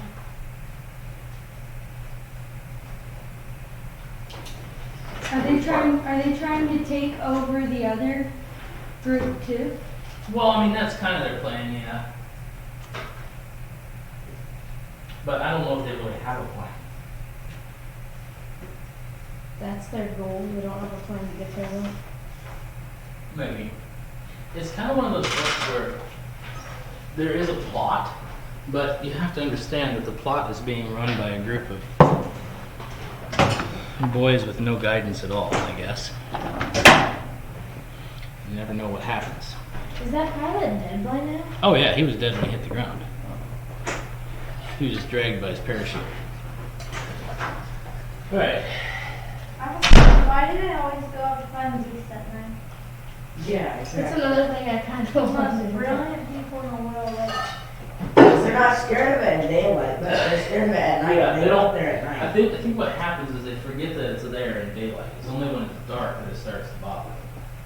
And so they're like, oh, let's go get it right now. That would just like creep me out so Well, these bad. guys are doing, They're I'm dumb. pretty They're so sure dumb. that- Well, I mean, think about this from a say like a 6 to 12-year-old's perspective.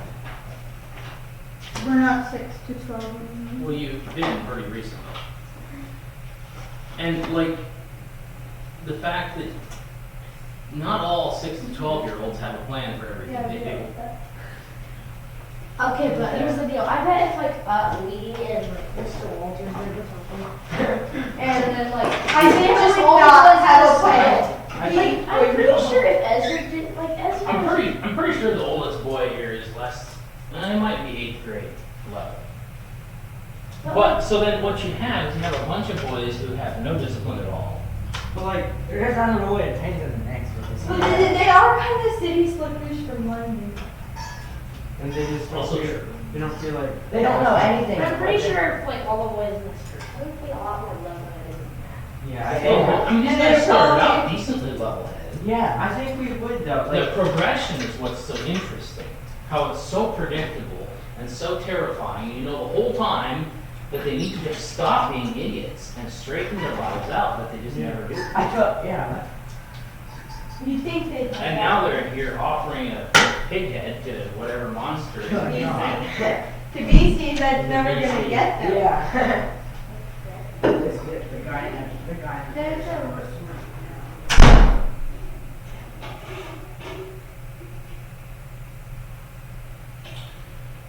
Alright.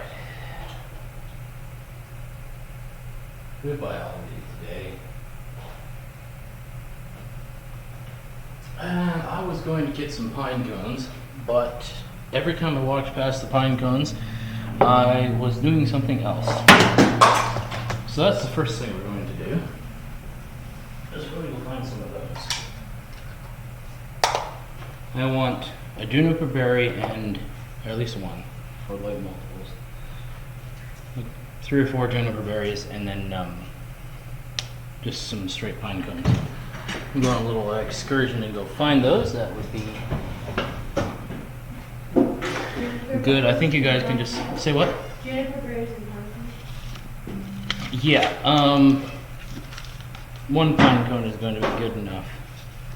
And for today's, say what? Where would we get pumpkins? There's no, is that a juniper down there too? I don't know. You can go over there if you want. Yeah, I want to see if you guys, I want for sure some juniper berries and I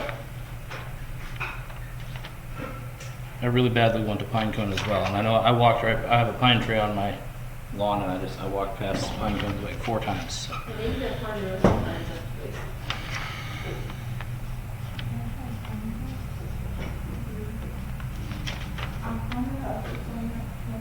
And if you see a fern, which I don't expect you will, Get it? yes. See if we can get it.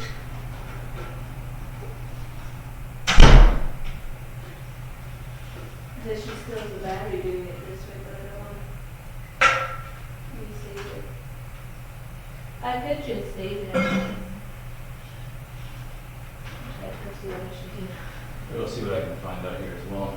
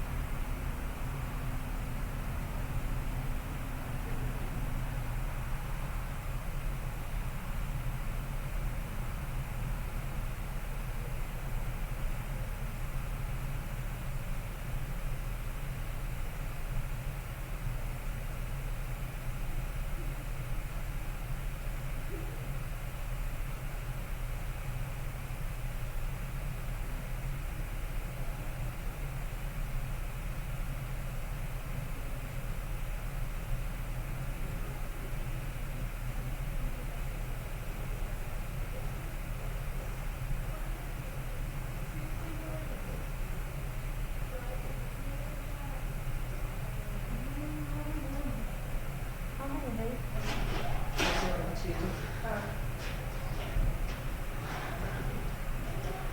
I got my office. By the way, mushrooms are not fungus. Um, Yeah, fungus. Like mold.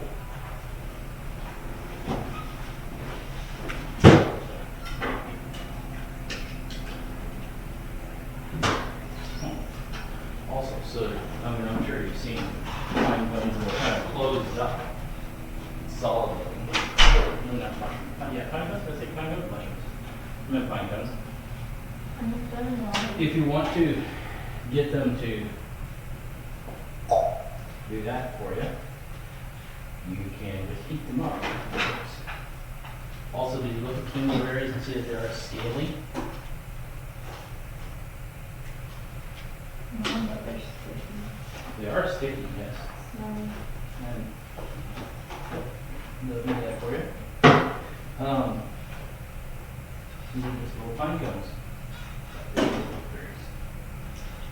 All right, so we were talking about what was it? Remember the terminology from a week ago? Different kind of kingdoms. Yes. We were talking about gymnosperms, kind of specifically. When we talk about kingdoms, the plant kingdom, the animal kingdom, the fungus kingdom. Because funguses are not plants; they're different from plants, and animals are from plants, and there's bacteria and things. But we kind of narrowed it down to specifically talking about gymnosperms. So, conifers are a type of gymnosperm. What are some characteristics of a gymnosperm? Or what does gymnosperm mean? We'll find it on page 66.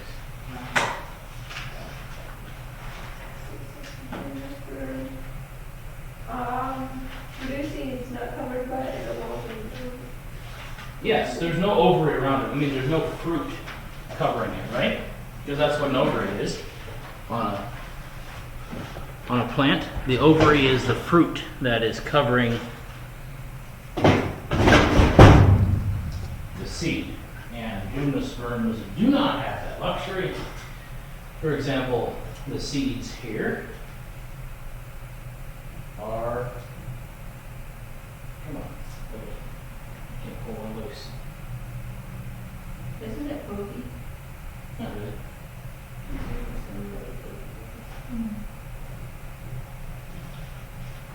The seed is contained in here, I think. Inside that wooden part? Unless it's up toward the ridge. I don't actually completely know at the moment. Alright, so we didn't check, let me see. 5.2 There's is quiz. quiz 6, 5.1. Juniper berries are considered cones. Yes, they are. I don't get how that works.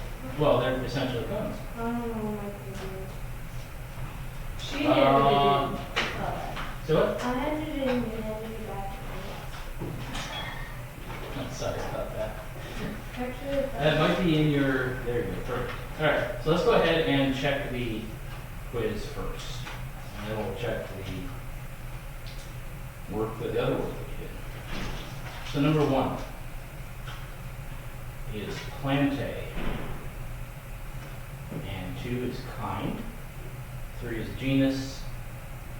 4, gymnosperms. I named the kind of part. Wonder was For number 4, the part. 3. Pinus is this tree's genus. No. Genus, so basically genus is I like a already group. have it then. Yes, 4 is gymnosperms and 5 is prokaryotes. Or something like that, which I actually don't know pronunciation right off the bat. I will see if I can find it. 6 is C, 7 is B, 8 is D, 9 is D, and is C. And we'll throw in the checking for 5.2 with this quiz. There was 4 questions. The brief overview of plant classification is number 1. Any brief overview of plant classification. Here we go. Two basic types of plants, vascular and non-vascular. Vascular plants are divided into seed plants and non-seed plants.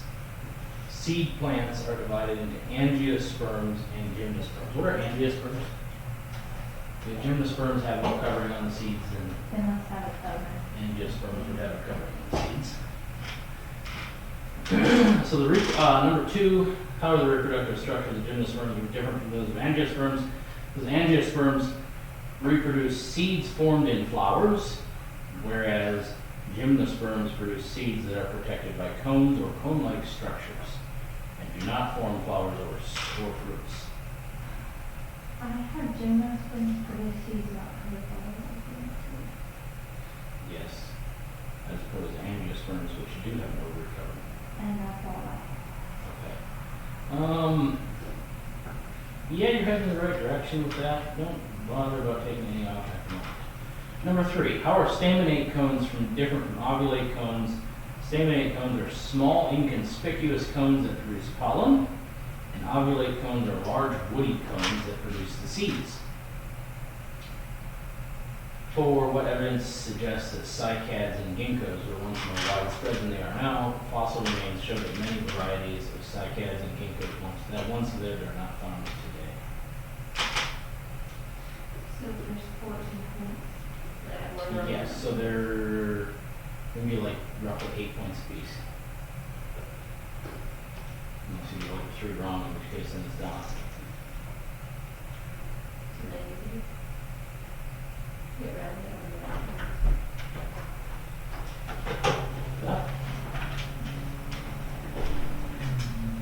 How many candle after you bring the old inventories in? You could just get I a can't, you user can't find gives my you own bill. huge plates on it. Mine has a little bit of thin. Yeah. So you'll be able, you can kind of peel them like they're a little bit scale-like. Like they have like layers. Yeah. Is that what we're talking about? Mm-hmm. Oh. Those are kind of the scales. Kind of like scales on fish. Except they're just not layers and scales that it actually don't contain the same thing. Okay, so And those would be, scale. say what? Yeah. Okay. Yeah. So there's, like we said, there's male and female cones. This would be a female cone because it's large and woody. Male cones tend to be small and just green, and then they eventually go away. They produce the pollen and all the green fuzz that winds up on everything in the spring. All right. So, on section 5.3, vascular spore plants. First things first is spores are different than seeds. All right? Spores are, well, the difference is that spores are one-celled reproductive structures, right? So they're basically a whole entire plant can grow from this one cell, where a seed has more than one cell in it. That's the difference, essentially. Ferns they can reproduce by spores, same as mushrooms, for instance. That is why we pick them up. Even though it's a fungus that reproduces by spores, the spores on a mushroom are contained inside the ribs underneath, and the spores of a fern are little bumps on the bottom of the plant leaf. And actually, mushrooms, when they're ripe, see there.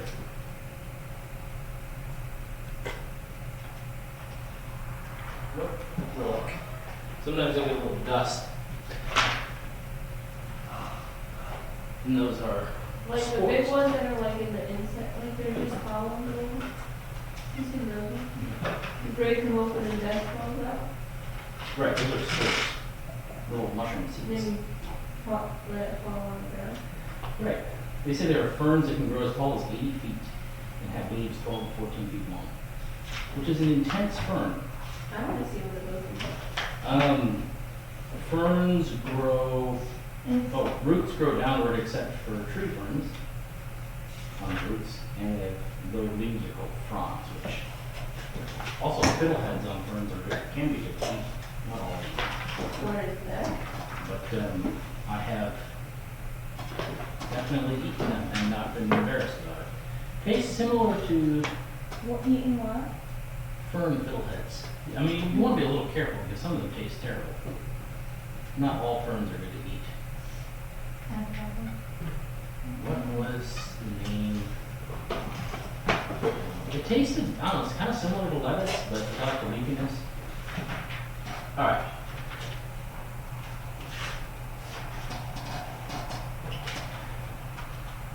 So, the underground stems of a fern are called rhizomes, which is kind of an important terminology. And I'm going to have you do the identify in today's lesson as well. So what do you? No, 1 through 4 and identify. How are we supposed to identify those? You'll find the Look them up in the back? information here in the reading today. You're just like, on this one. Yeah. Horsetail, I know a horse. So at club moss down here, it says creeping vascular plants with erect stems that bear spores in club-shaped cone-like structures. You did 1 through 4, 1 through 1 through, I would like to do 4 as well, yes. The alternation of generations in ferns, which I will talk to you about right here. All right. So the life cycle of a fern involves 2 different generations. So it has an asexual generation and then a sexual generation, right? Basically, well, they both have their specific names. The one is called the sporophyte generation. The other one is called gametophyte. The sporophyte generation that's the one that you see and you think of as a fern. It has the spores, and that's the one where you see the spores underneath the leaves. And then the gametophyte generation is much smaller, but very, very short little things, often very, very small. And that's the sexual stage that produces gametes, which are the reproductive cells, so which is different than spores. Hang on a second. Difference between gametes. Yeah. Basically, they can reproduce both ways, right? So they can reproduce with spores or they can reproduce with gametes. And gametes are like you have a male gamete and a female gamete, and they get together and they form an embryo and a seed, a young fern or a sporophyte. So that's there's 2 different ways ferns can reproduce, and they're completely different. They wind up kind of starting like in July, usually in most places that are growing ferns. Like July is kind of you'll see the sori, which is what holds the spores on a fern. You'll see those little brown dots on the bottom of the fern body. Those are sori, they hold spores, and then those eventually kind of let go or whatever and fall into places that they can grow. And then they grow something called a prothallus, which I don't know why they have to use the big words, but they do.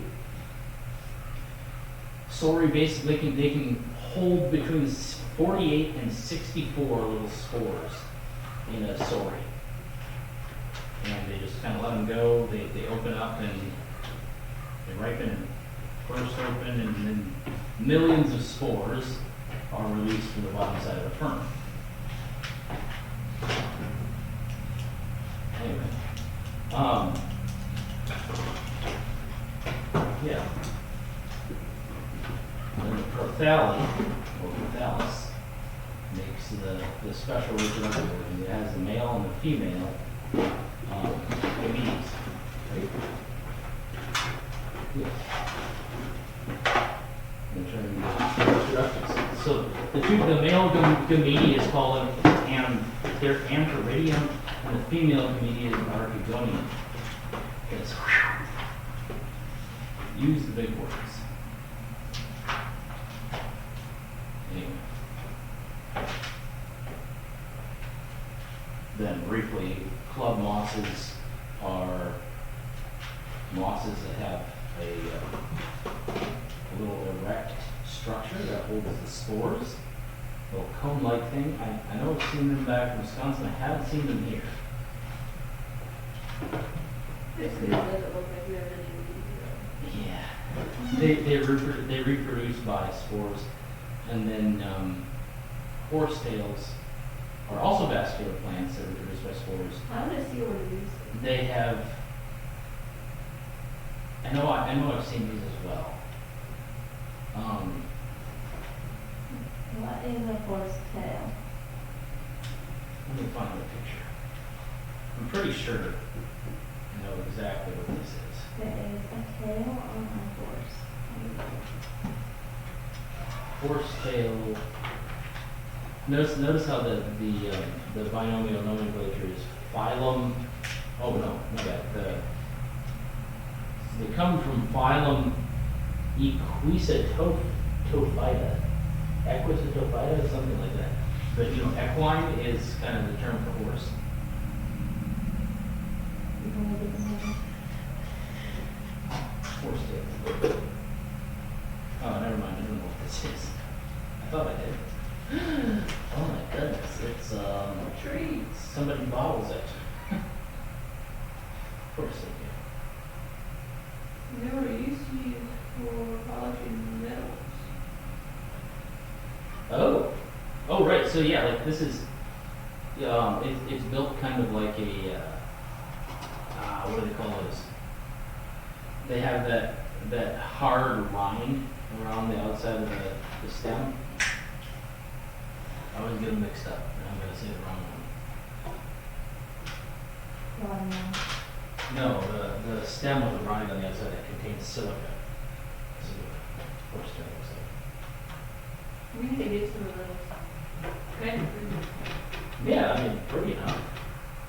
I don't know if they'll grow around this doing it or not. In a classroom, probably. In my Not classroom? in this one. Or Or in I my can, room. I can, Was that the one? Have you been watering that these one? plants? I have nothing. Put some water on Well, it. you Well, should I don't know, switch- somebody's watered them. Switch No, these I two. haven't watered them. Somebody did. It was watered, it was just recently put in this one. Who's doing it? And you Oh, should- maybe not, but it doesn't need water. you should I think they switch all these need two. water. Probably do. Maybe red Wasn't one. there one right and there? Mhm. See, look how much happier this one looks than that. You can tell it's smiling. I know, right?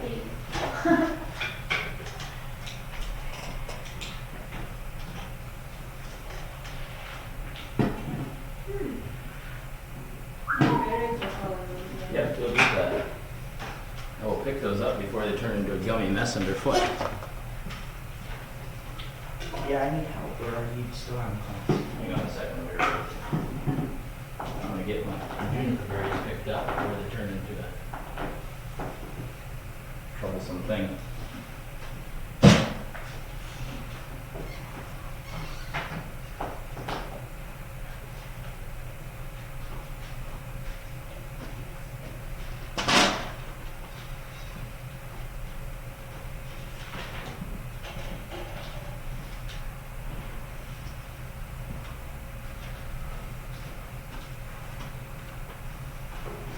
Okay, what's your trouble?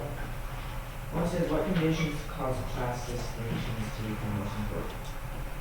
Okay. And I can't figure it out. What's a class distinction? Let's start there. Whatever. It's sort of like clothing, it says that makes it like, that's like, shows like how the class distinction. Right. But it's what it makes it become less important. I don't know. Have you ever heard of the caste system in India? Yeah, I think it is. It's kind of the same situation, right? There's kind of some defined lines between classes, right? So we tend to be what we call middle class. And kind of accidentally, what happens is we don't hang out with homeless people. Those would be a little different class than us. I mean, kind of accidentally also because we don't know what to say to them about their life. We also, hey, how's the fishing going? Right? That somehow, we don't They're want like, just Does doesn't this sound look right. like You a don't have- river? Right, we don't have a lot in common. We also don't have a lot in common with Bill Gates and Warren Buffett and Donald Trump. They're in a different class than we are. As much as they try to relate to our class, they don't know some of the struggles that go along with our class, and we don't understand the struggles that go along with theirs. Right? So those are classes. So the distinction between the classes is the fact that we don't talk to Donald Trump, he doesn't talk to us. We don't talk to homeless people, they don't talk to us. I mean, I have. I've had some pretty decent conversations with them, but it winds up being something that there's kind of a barrier there. That's a distinction, right?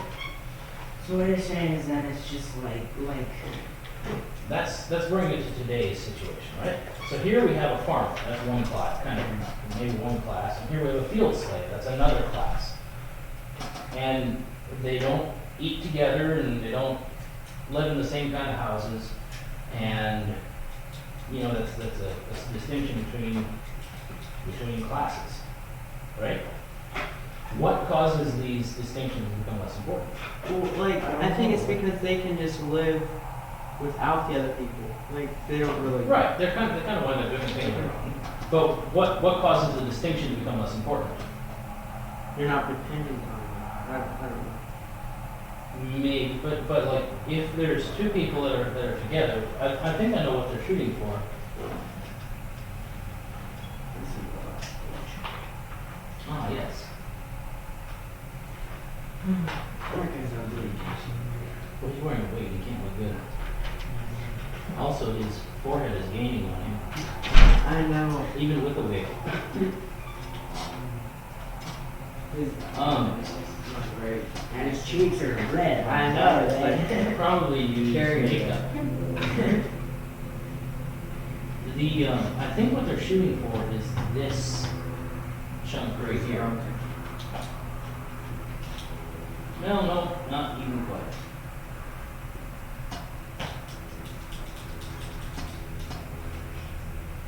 I don't know. It's just I can't figure this out. Well, what do you think causes? What do you think makes it less important? The difference between classes.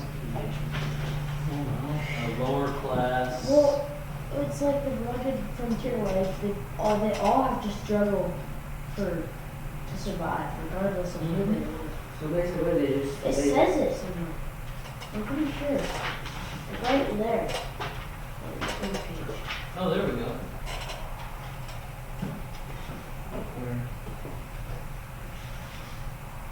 Class distinction was hard to maintain during the constant fight to survive in the wilderness. Doesn't matter how much money you have. Well, If you still can't have raise, to you can't raise corn to survive, you can't survive. Or you can't shoot a deer, well, you're gonna starve and also freeze. So the struggle to You're not afraid no survive. matter whether you can shoot a deer or not. Might. I'm pretty close to freezing while I was trying to shoot a deer. Where you can just, like, I've come pretty close to freezing while trying to shoot a deer too, actually.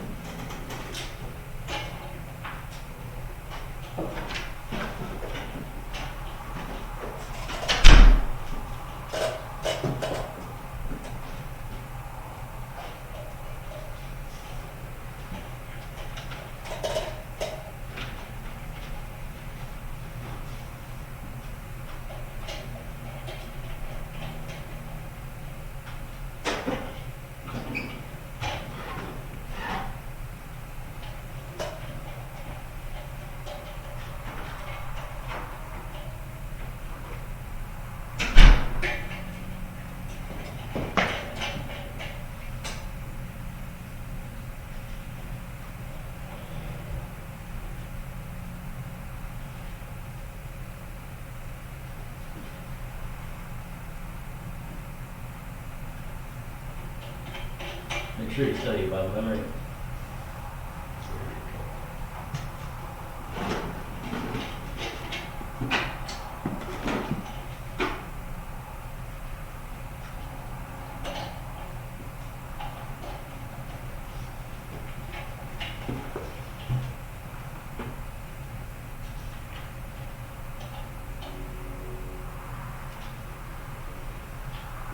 Catch that? I'm sure you studied about memory.